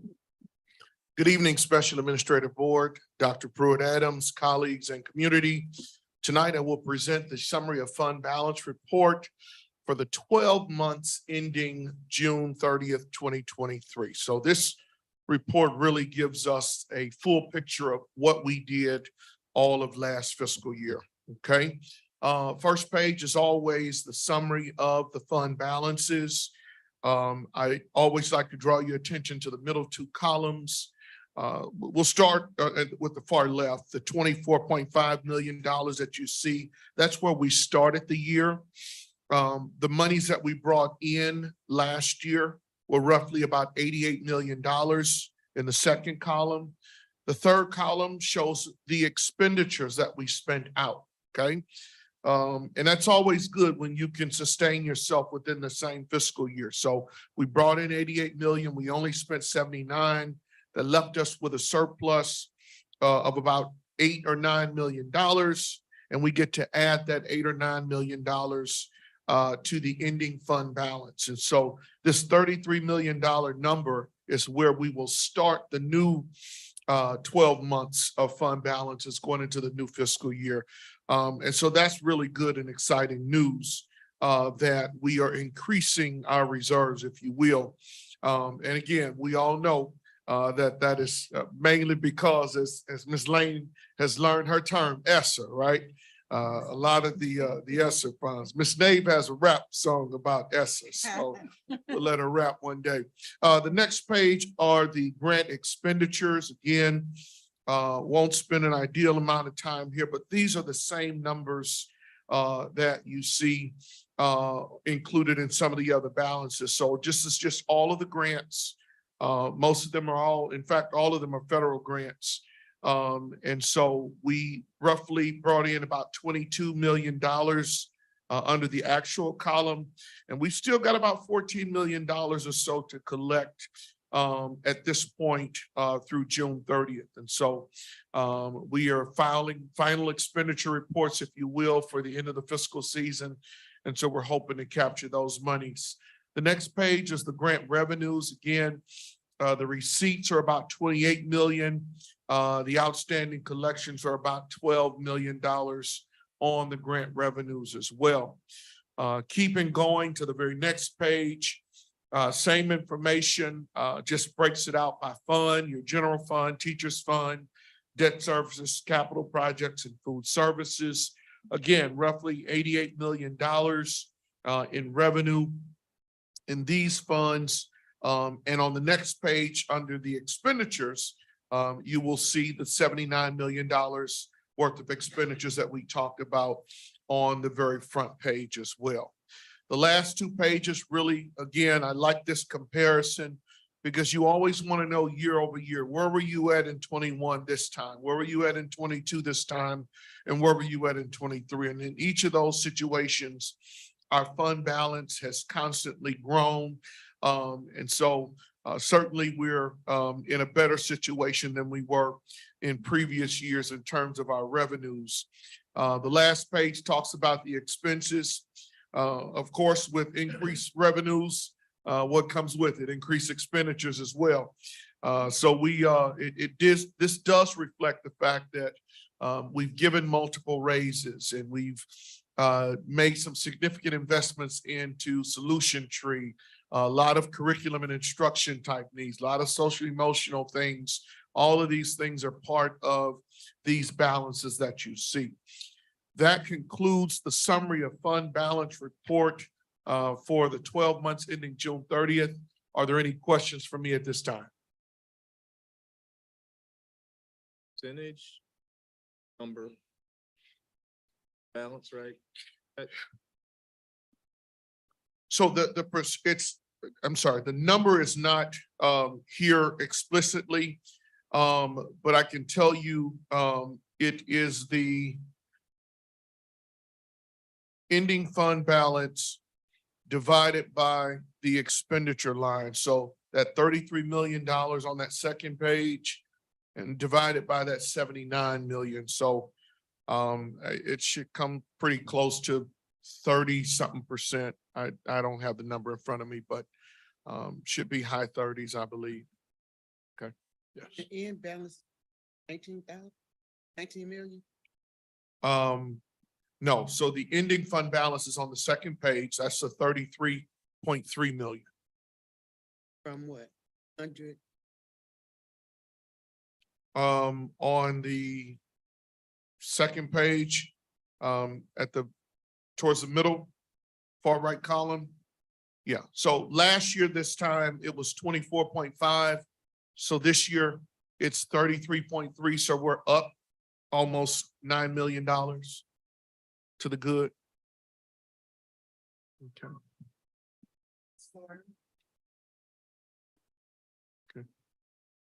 That was 41%. Yeah, that's actually where, yeah, it's right there, right at about 41%. So those are the numbers. It's hard to give that number on a monthly basis because some months that number could be extremely high. Some months it could be very low, depending on the revenue and expenditure activity for that particular month. That's why we typically wait till the end. So you're right, we're probably at close to a 40% fund balance according to these numbers. Target, yes, target, the minimum, the target is just 15, so somebody's doing all right. Any other questions? Okay, thank you. The next item is the St. Louis County Police SRO agreement for 23-24, and this is the final year of the 3-year agreement. Making this presentation is Dr. Singleton, and we will be asking for approval later in tonight's. All right, thank you, Dr. Pruitt-Adams. Again, let me just summarize this. As you all know, the school district contracts with St. Louis County for support in our schools. We get 5 school resource officers. They are our school resource officers. They report to us 8 hours a day. They belong to us. Obviously, we pay the county for them. And we also pay for the use of the 5 police cars as well. Okay, it's our share of the cost to cover gas and those kinds of things. So this particular contract, this is the last. We had a 3-year contract. This is year 3 of 3. So next year, during this year, we will be trying to negotiate another contract, possibly another 3-year contract. And we'll be bringing that to the board before the end of the school year so that we can have those things in place. This contract totals for the 12 months about $415,000. So to be transparent, we are spending about $35,000 a month for the 5 school resource officers. They are assigned, we have 1 at the high school, we have 1 at each middle school, and we have 2 that share the responsibilities over the remaining 9 elementary schools, okay? They were at the back to school bash on last week. We do have 2 new ones, and so at some point we'd like to, if time permits and their schedules permit, certainly make sure our SAB is aware of who our school resource officers are, okay? And this doesn't include any summer services. So obviously they have their summers off. So they belong to us for 9-10 months of the school year, okay? This concludes the recommendation. And again, we're asking for approval at tonight's meeting as well, so that they're in place when school starts in the next week and a half. Are there any questions? Extend the No. So this is discussion and approval tonight. So we're asking for, this is the discussion and we're asking the board to approve this matter on tonight as well. How do you negotiate $78,000? Well, I'll tell you, it's not a lot of negotiating, okay? They give us what the cost of these officers are. So we're paying for their salaries. And so when you look at the salaries that the school resource officers are making, they're doing all right. And this These is are- standard Yes. everywhere. Yeah. Oh, yeah. Oh, yeah. That you pay their salary and benefit. Yeah, you pay their salary and benefits. So, we could be paying. That is benefits. Yeah, benefits as well. You could be paying $70,000 salary plus maybe another $8,000 to $10,000 in benefits. So, yes. Per person, yes, and we have 5.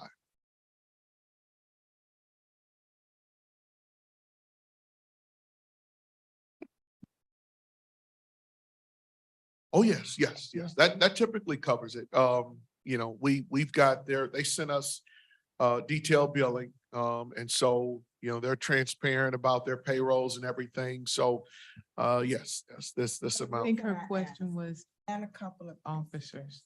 Oh, Were you talking about, is that enough officers? Yeah. oh, okay. Well, let me say this, what we've done in this, let me say this, what we've done in our security department.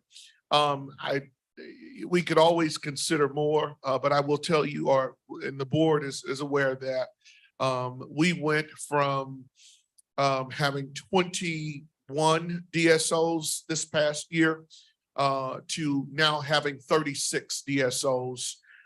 So we have a district safety officer designated for every building. The high school has several, obviously because of the population at the high school, and then the middle schools have several. So we did increase by at least 15 the number of safety officers, and those are district employees. You know, I will tell you that there are SRO programs in all the other school districts. I know Hazelwood and several others have them. And we've been able to, you know, work out these rates with ours. You know, but to answer your question, I don't know that there's a need for more resource officers. I do know that we, of course, brought our DSOs on to be 12-month employees, in addition to bringing on 15 additional. So we've made a substantial, more than $1 million investment in our own safety and security program here. It asked. Oh, Now, and that's okay. Yes, ma'am. Yep. Nothing else? Okay, thank you. Thank you. Our next item is K-12 Insights. Let's Talk Survey Platform. Making this presentation is Mr. Ishmael Sistrunk. And this, we will be asking for approval later in tonight's meeting. Good evening again, Special Administrative Board. Dr. Singleton has given me 2 minutes after he took about 15, but that's all right. I will be quick. So policy KC for community engagement, that you all approved at the May 23rd meeting, that sort of stipulates that school boards need to have a policy in place to engage with the community. And so we needed a tool to do that. K-12 Insights has a tool called Let's Talk. Essentially what it is it allows the community to send in questions on the website, via email. They can call and have voicemails transcribed. And they can do that, one, for school district related questions, where if they need assistance, but they can also do that with the Special Administrative Board. So if you adopt this platform, we'll have it set up to where if people have questions for the board, my guess is they would go to Shay as the board secretary, and then she would make sure that you all get those. Also, as a part of MSIP 6, we need to have a survey platform so that we can do the culture and climate surveys as well. We previously used to use Panorama, but last year we did not have a platform. We went with DESI's tool. Didn't really like the way that they reported the results to us because it really wasn't beneficial. And so K-12 Insights has a platform for both. We are asking the board to approve this amount not to exceed $14,999. We did talk to Panorama. Theirs was about $26,000. We also talked to, what's the other company on here? Qualtrics. Theirs was going to be about, it was around the same, but there was going to be $3,000 for implementation. And that was only for the survey tool that did not have the community engagement tool. So, and we are asking for discussion and approval tonight so that we can have that in place for the start of the school year. Are there any questions? The next item is Webmaster Services, also being presented by Mr. Sistrunk, and we will be asking for approval later in tonight's meeting. Yes, and I apologize for 2 items for discussion and approval, but really just trying to get these in place for the start of the school year. So Riverview Gardens, we have a contractor, Tim Hinkie. He's a retired teacher from the high school. Actually, he came out of retirement last year and came into the classroom. So thanks to Mr. Hinkie for that. But he has a background in web design and he has helped the district serving as a part-time webmaster. And so we're asking to renew that contract.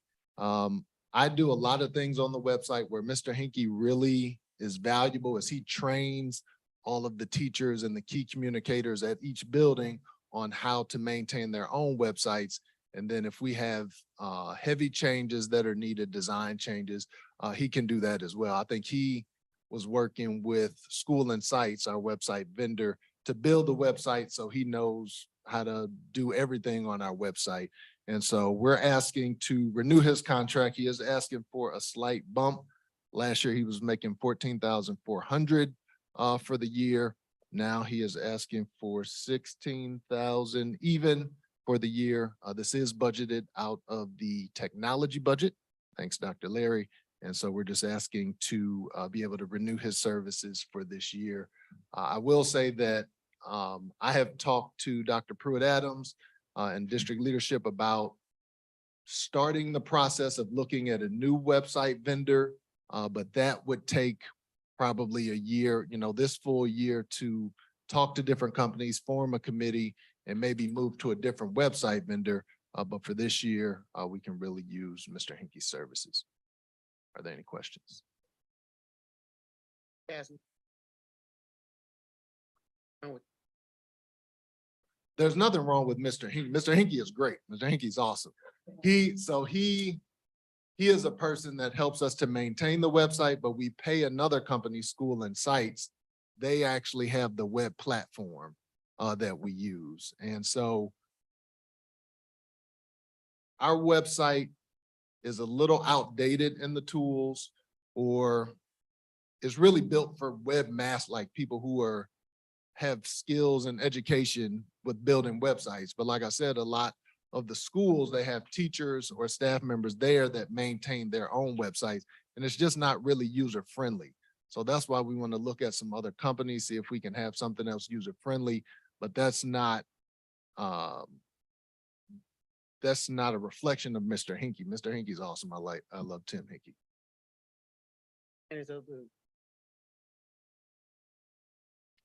That's a discussion that we would have. There's a possibility that. Right. Yes. So we bring his contract every year. Oh, Dr. May? Yes, just so you all know, because the mics are not close to the board member's mouth, I'm sure the people on Zoom wouldn't be able to hear you because it's not projecting. But I was gonna ask, I didn't see a contract, a consultant contract attached to for approval. I don't know if that was just asked, but that's what I had noticed on that no consultant contract was attached. Continuation is. Yeah, it's a continuation. What was attached was the email that he sent just requesting the new rate, but there was not a specific contract. Mr. Hinkie, because he has been serving in this role, I think at least since 2020, he is listed as a vendor in our system.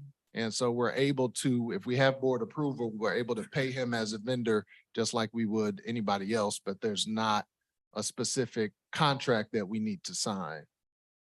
But if that's something that the board, would like to have something drawn up, I'm sure that he could send something over. So there is one from a prior year that spells out that scope of work and had been board approved, or I'm just trying to understand. I didn't see a consultant contract. That I would have to do the research and see if we have that on file. Since I've been here, it's sort of been renewals where he will send his proposed rate. I'll talk to Dr. Larry. We'll see if that works for us. And then if so, again, as a vendor, we're just able to pay him because he's listed in our system. But if we need a contract or something more formal, we can certainly work to get that. I would just suggest talking to legal just to see. Okay, we can do that. Noted. Any other questions? Thank you. Our next item, the reading success plan. Making this presentation is Ms. Tanya Ross, ELA, curriculum coordinator, and we will be asking for approval later in this meeting. Ross. Good evening, Special Administrative Board, Dr. JPA, colleagues, and school community. Tonight, I'm offering up for discussion and approval our reading success plan.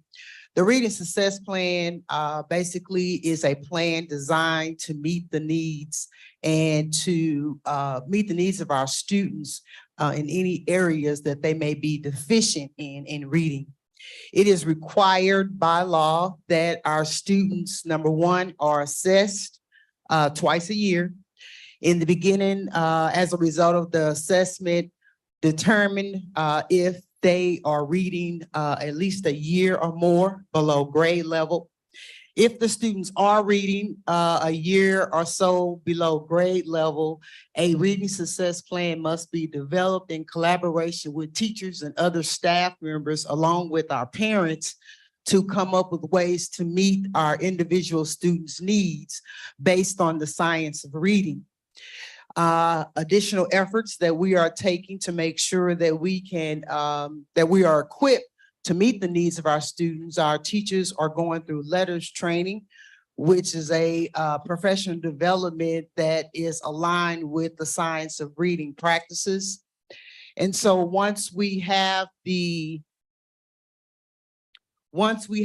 plan developed, it is then monitored and updated through an improvement of instruction and interventions, as well as communications with our parents.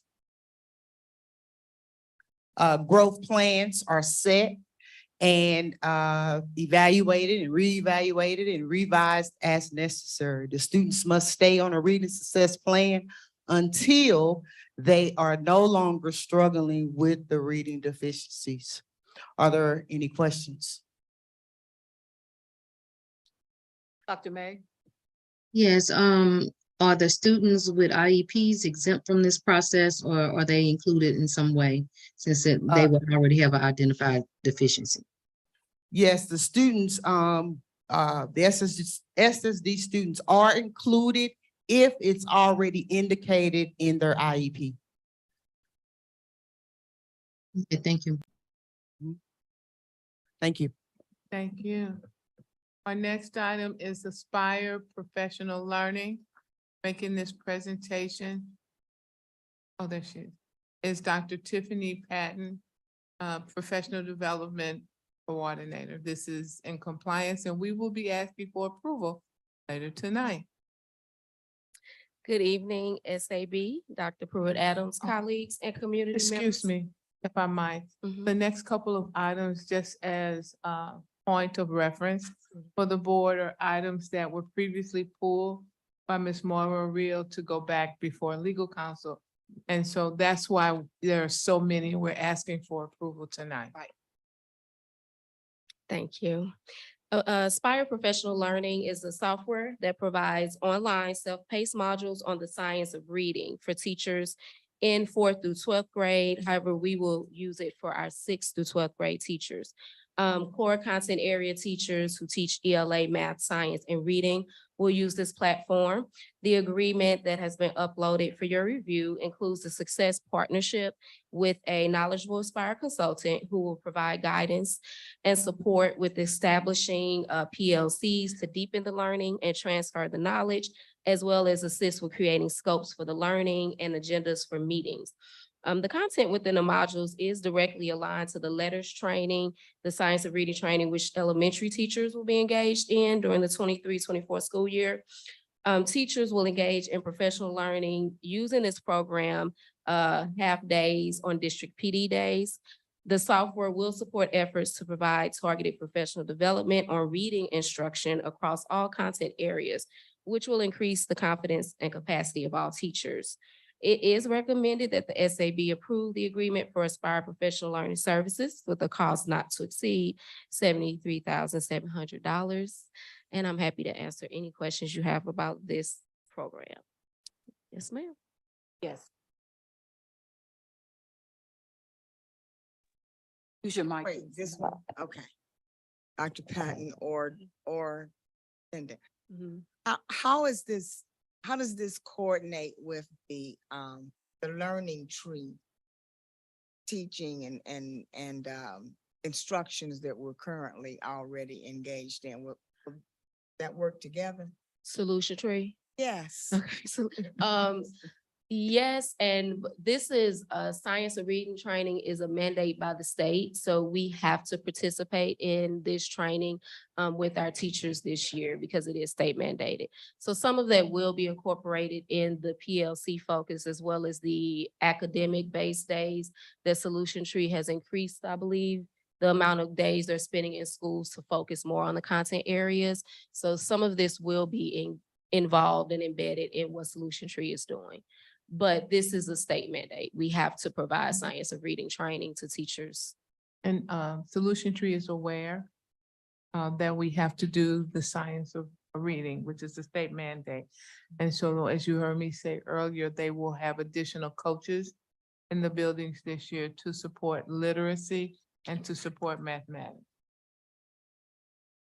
You're welcome. Any other questions? Oh, All right. the next item then is Gateway Writing being presented. No, I'm sorry, Education Reconsidered, presented by Dr. Tiffany Patton. So this item is connected to a survey that was distributed to mentors and completed with the 86% participation rate. The survey results indicated that 47.6% of teachers reported feeling overwhelmed by the number of mentor activities involved in the program, and 70% of mentors reported not having the time to meet with mentors at the frequency needed to provide adequate support. So that indicated a gap that needed to be filled, and the goal is to provide some external resources that can do some of the lifting in the place of the mentors because of the lack of time. The Flourish program that's presented in the documentation you received will help to address this need, but then also will serve as a teacher retention strategy. They have a 96% teacher retention rate for first-year teachers, and the goal will be to increase our district teacher retention rate for first-year teachers by 20%.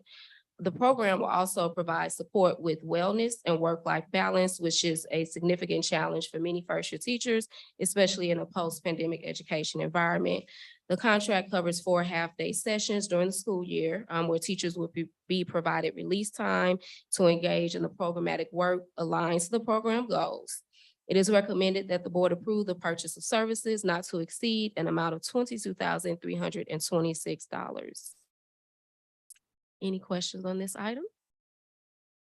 Are there any other school districts who are participating in that? I believe locally, there may be some charter schools. The program is based in Atlanta, Georgia. So many of the districts that are participating now are in Atlanta.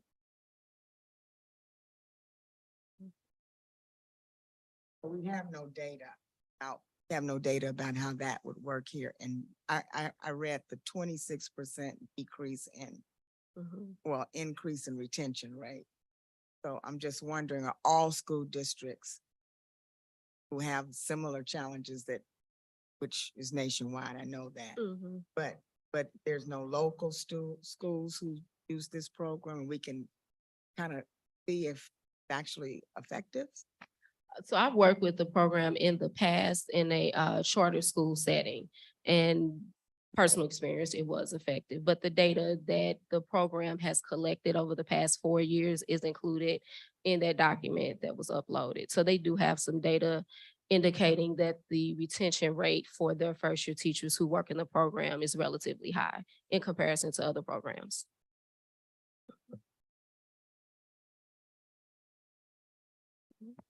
The next item is Gateway Writing, also being presented by Dr. Tiffany Patton, and we will be asking approval later in tonight's meeting. And this one is really straightforward. The Gateway Writing Project is a Missouri-based company that is sponsored by DESE, and it's been requested by the ELA Curriculum Department to facilitate a professional development workshop focused on evidence-based practice and writing with the high school ELA teachers in the district on the district PD date of August 17th. This is a half-day session that will run from 12:30 to 3:30, and it is recommended for approval for services not to exceed an amount of $1,250. High school ELA teachers is what this session will be targeted towards.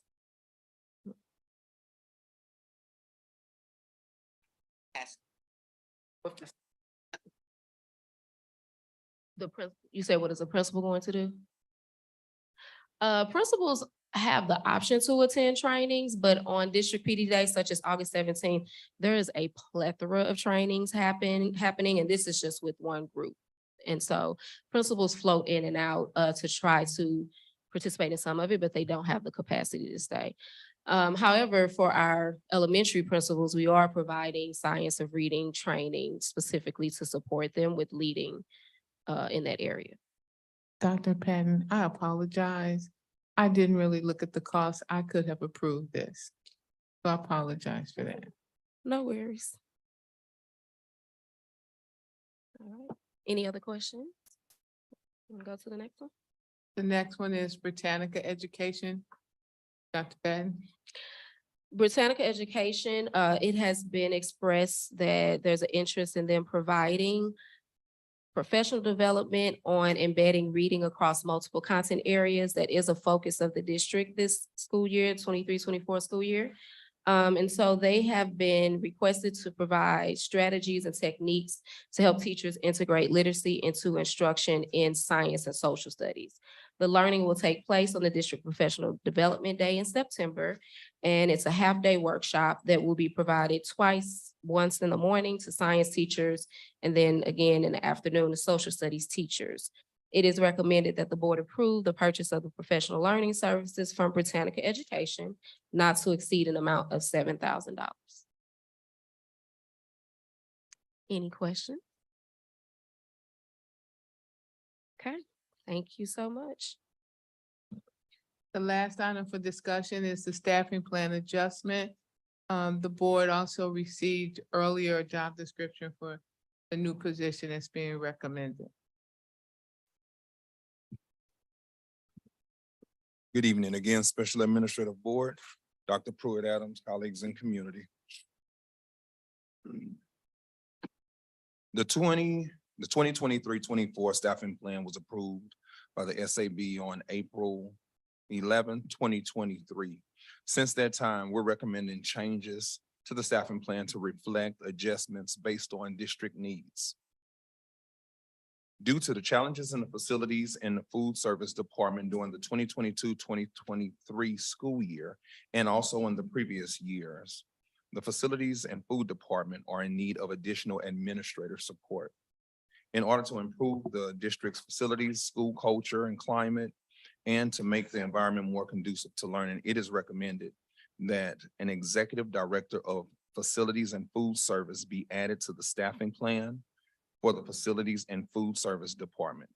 This position will be funded out of the general operating budget with a budget impact of $125,000 plus benefits. It is recommended that the Special Administrative Board approve the addition of an Executive Director of Food Service and Facilities for the 23-24 school year staffing plan. Are there any questions?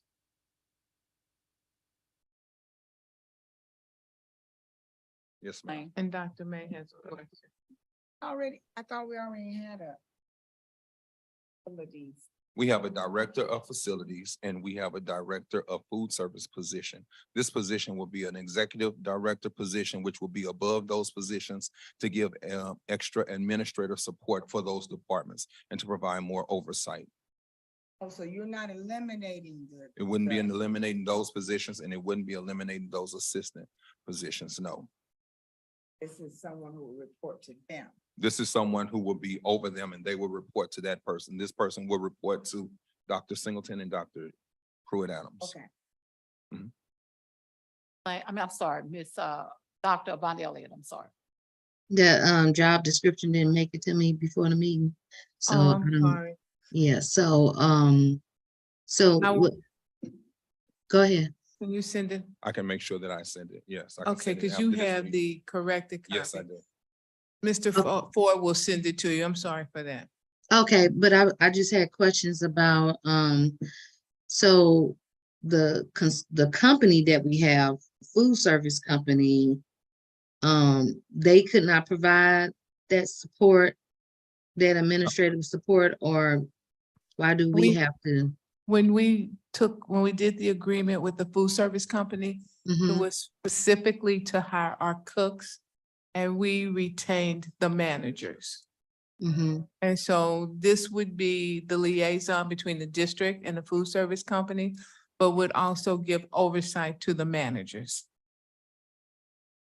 Okay, and right now, the person that's doing the oversight would be Dr. Singleton?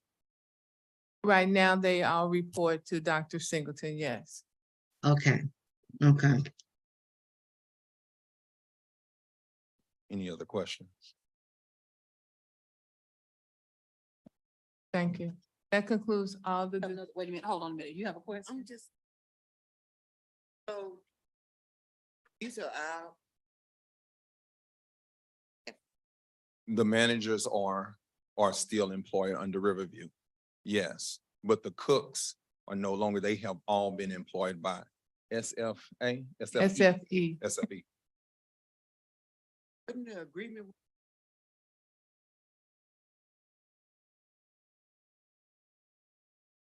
Right, we held the managers and SFE hired the cooks.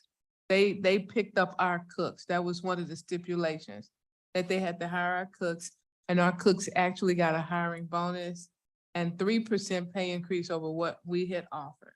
So they will still be working in the district because we continuously have a cook shortage. They also have to fill those positions that we were struggling to fill. But we maintained all of the managers. And the assistant directors, the director, and then this executive director would be someone that we will retain. Right now, we have managers and we have an assistant director. The director resigns in April.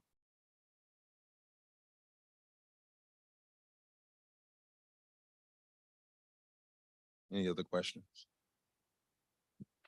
Thank you.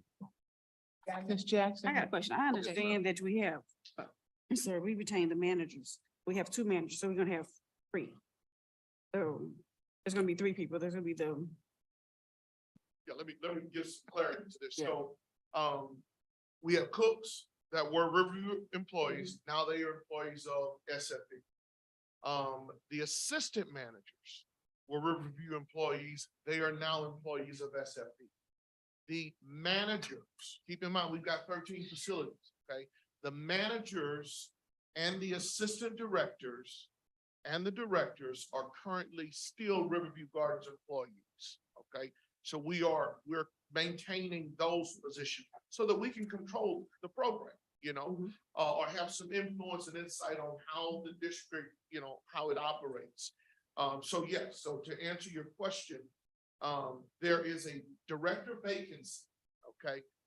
So the assistant director right now is the highest position there that's giving some day-to-day leadership in the department, along with myself, okay? So the food service management company, they are hiring their own directors, okay, to come in as well. They've got a catering chef that's coming in, an operations manager. Those are on their dime, okay? But this particular position will give more oversight, not only to food service, but to facilities as well. I think the other piece that may be confusing, when we say managers, each school has a manager. It's not one manager just oversighting everything. Each school has its own manager. Got you. What I needed, that's I need clarity on. Thank you. Any other questions? Thank you. That concludes all of the items for discussion. Thank you. So board members, under the consent agenda, Those items are not same items that we approve for actions. I just want to make that clear. These were items that were already scheduled to approve. So what I'd like to do is I'd like to get a motion to approve the consent agenda. Okay, Ms. Tisworth made the motion. May I have a second? Second. Jackson gave the second. There any question, I have discussion? Under the special. That's for the open. Where are they? I couldn't. No, they're not attached. It's the CSIP presentation. It's not attached. I'm sorry, I didn't notice that. So then we can, You have to pull that. right, so let me phrase the motion. We need to pull item A. Thank you for noticing that, Ms. R. Pull item A, but items B through D will make a motion on.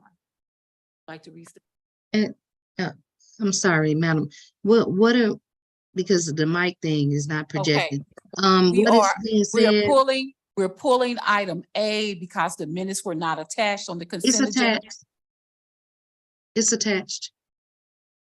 I couldn't find them. Where are they? Is, okay, so where it says view minutes, which is just a different way that they've done it, click on the clock where it says view minutes and it will open. It's like a clock icon under absolute date.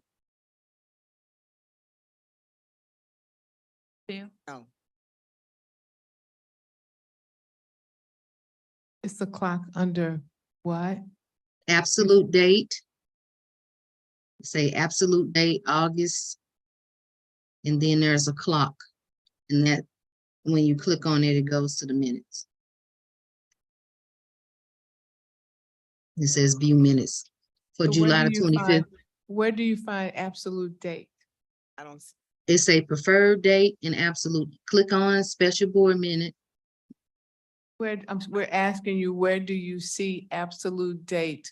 When you On the click on, document. when you click on special board meeting minutes, click that letter A. Then it'll come up preferred date, absolute date, and there's minutes, say view minutes.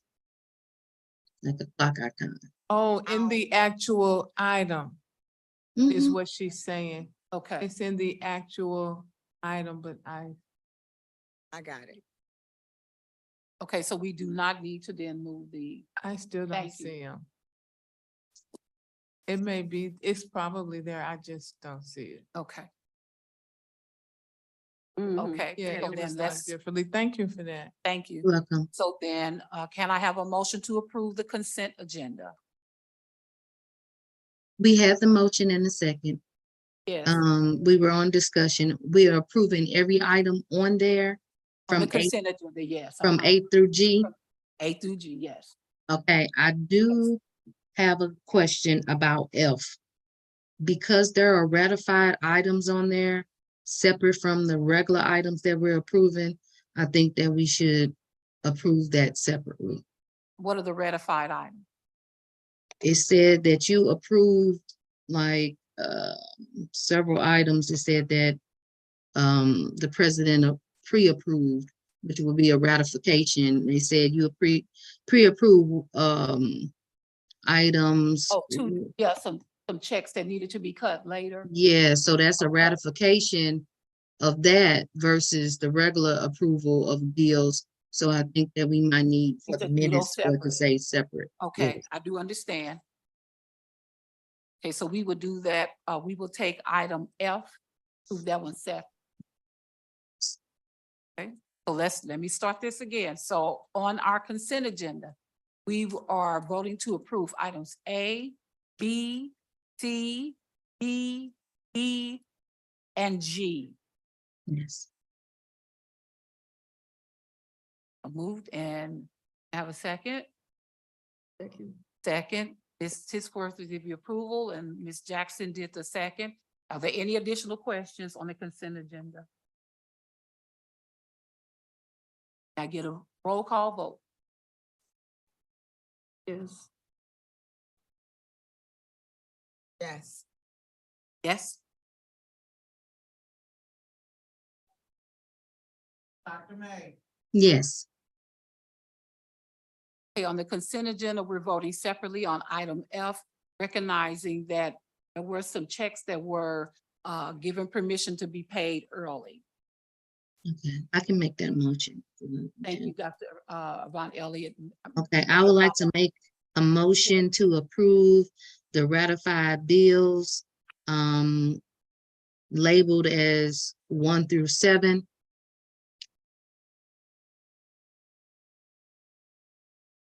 May I have a second to Dr. Von Elliott's motion?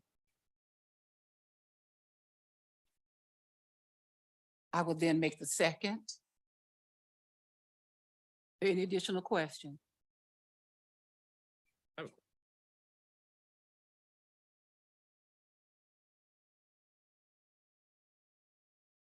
It's in the list. It's incorporated in the bill. Oh, Okay.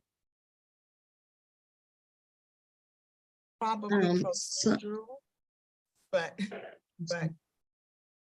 we're not approving these pre-approved checks, are we not?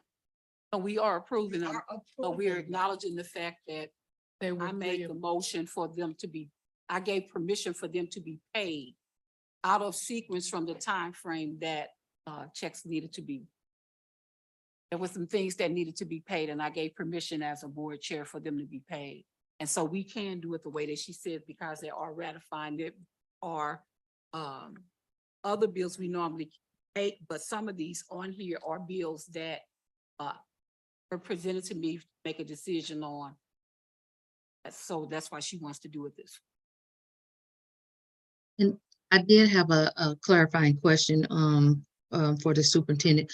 Would these been something that I think our policy would suggest that they would have been bills that could not be negotiated to be paid a different time or were emergencies? Could you clarify?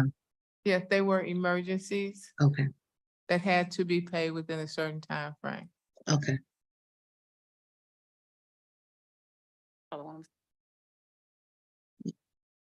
So our policy says that the president or the treasurer could have approved this in advance. So it's a ratification. That's why we're voting on that. And then the regular bill payment. It was not pre-approved.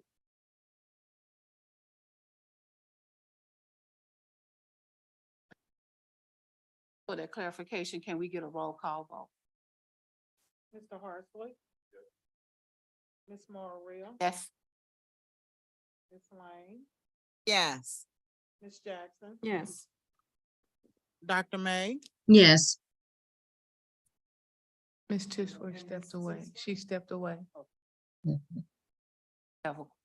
Madam President, you want me to make the second Yes, approval? I do. I would like to move to approve all of the general bills Bills. for listed. payment. You've heard the motion. May I have a second? A second. A second. Dr. Von Elliott made the motion. It is second by Ms. Lane. Any additional questions? Roll call vote. Ms. Jackson? Yes. Lane? Yes. Ms. Maria? Yes. Mr. Hartsley? Dr. May. Yes, Now on items of actions, because I did hear that one of our board members elected to have an inquiry made to legal and another board member stated that they felt it should have a contract. I would like to pull from the items for action. Let me finish. For items for action where the webmaster, which is item D on here, would like to have that pulled. So may I have a motion to have it? And my rationale for having, okay, okay. I move to approve all action items with the exception of D for legal consultation. have a motion. may I have second? A second. Okay, it's been motioned by Ms. Dr. Yvonne Elliott and second by Ms. Jackson that all the items on here except for item D be approved. Are there any additional questions? Item D, curriculum audit, So item D is the webmaster services. Wetna, and It's item D, it says webmaster service. That's where they wanted to approve Mr. Hinkey's, if I said his name right? Right, but it was a question was asked, an important question was asked if we had contract on him. And so then an inquiry was requested to be made into that. And then a board member also stated that they felt he should have a contract. So I'm pulling it because I would like for us to take the opportunity to let legal make an informative decision for you, and it can be presented at the next board meeting. And we can also check with Ms. Fields, who's not. Right. You may know, Ms. Fields, Shay, that there may have been a contract Because he said in he didn't. previous years. so we may not have to pay the We attorney. need to check with her to see if there was one. And even if there was one, that still does not preclude it from being updated. Right.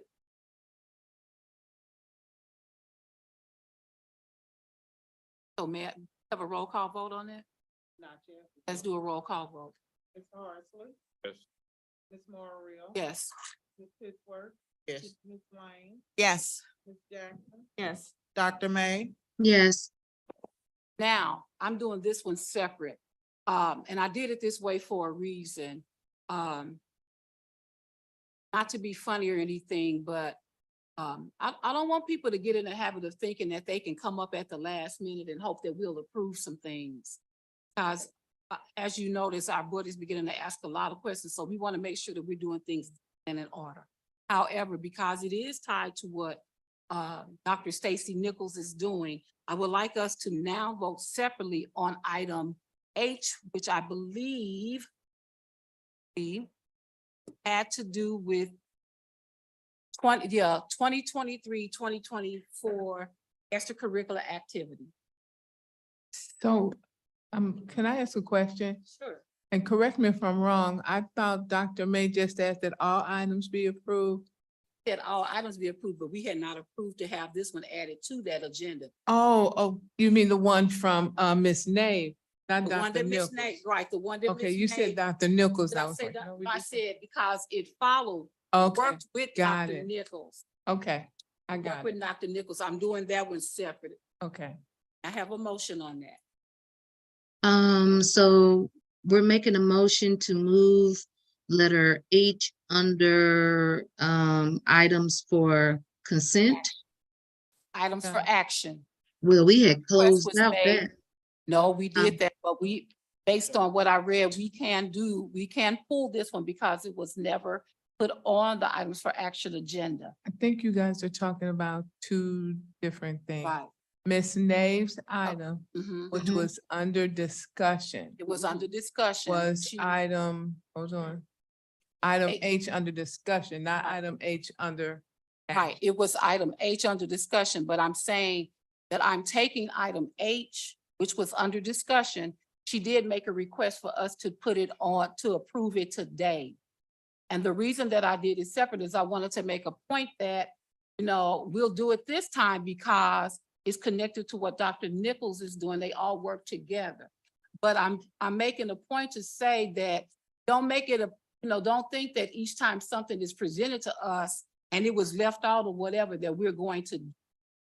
That's the point that I wanted to make. I don't want anybody to get comfortable to think that, he's just gonna approve things. So I just wanted to make that point.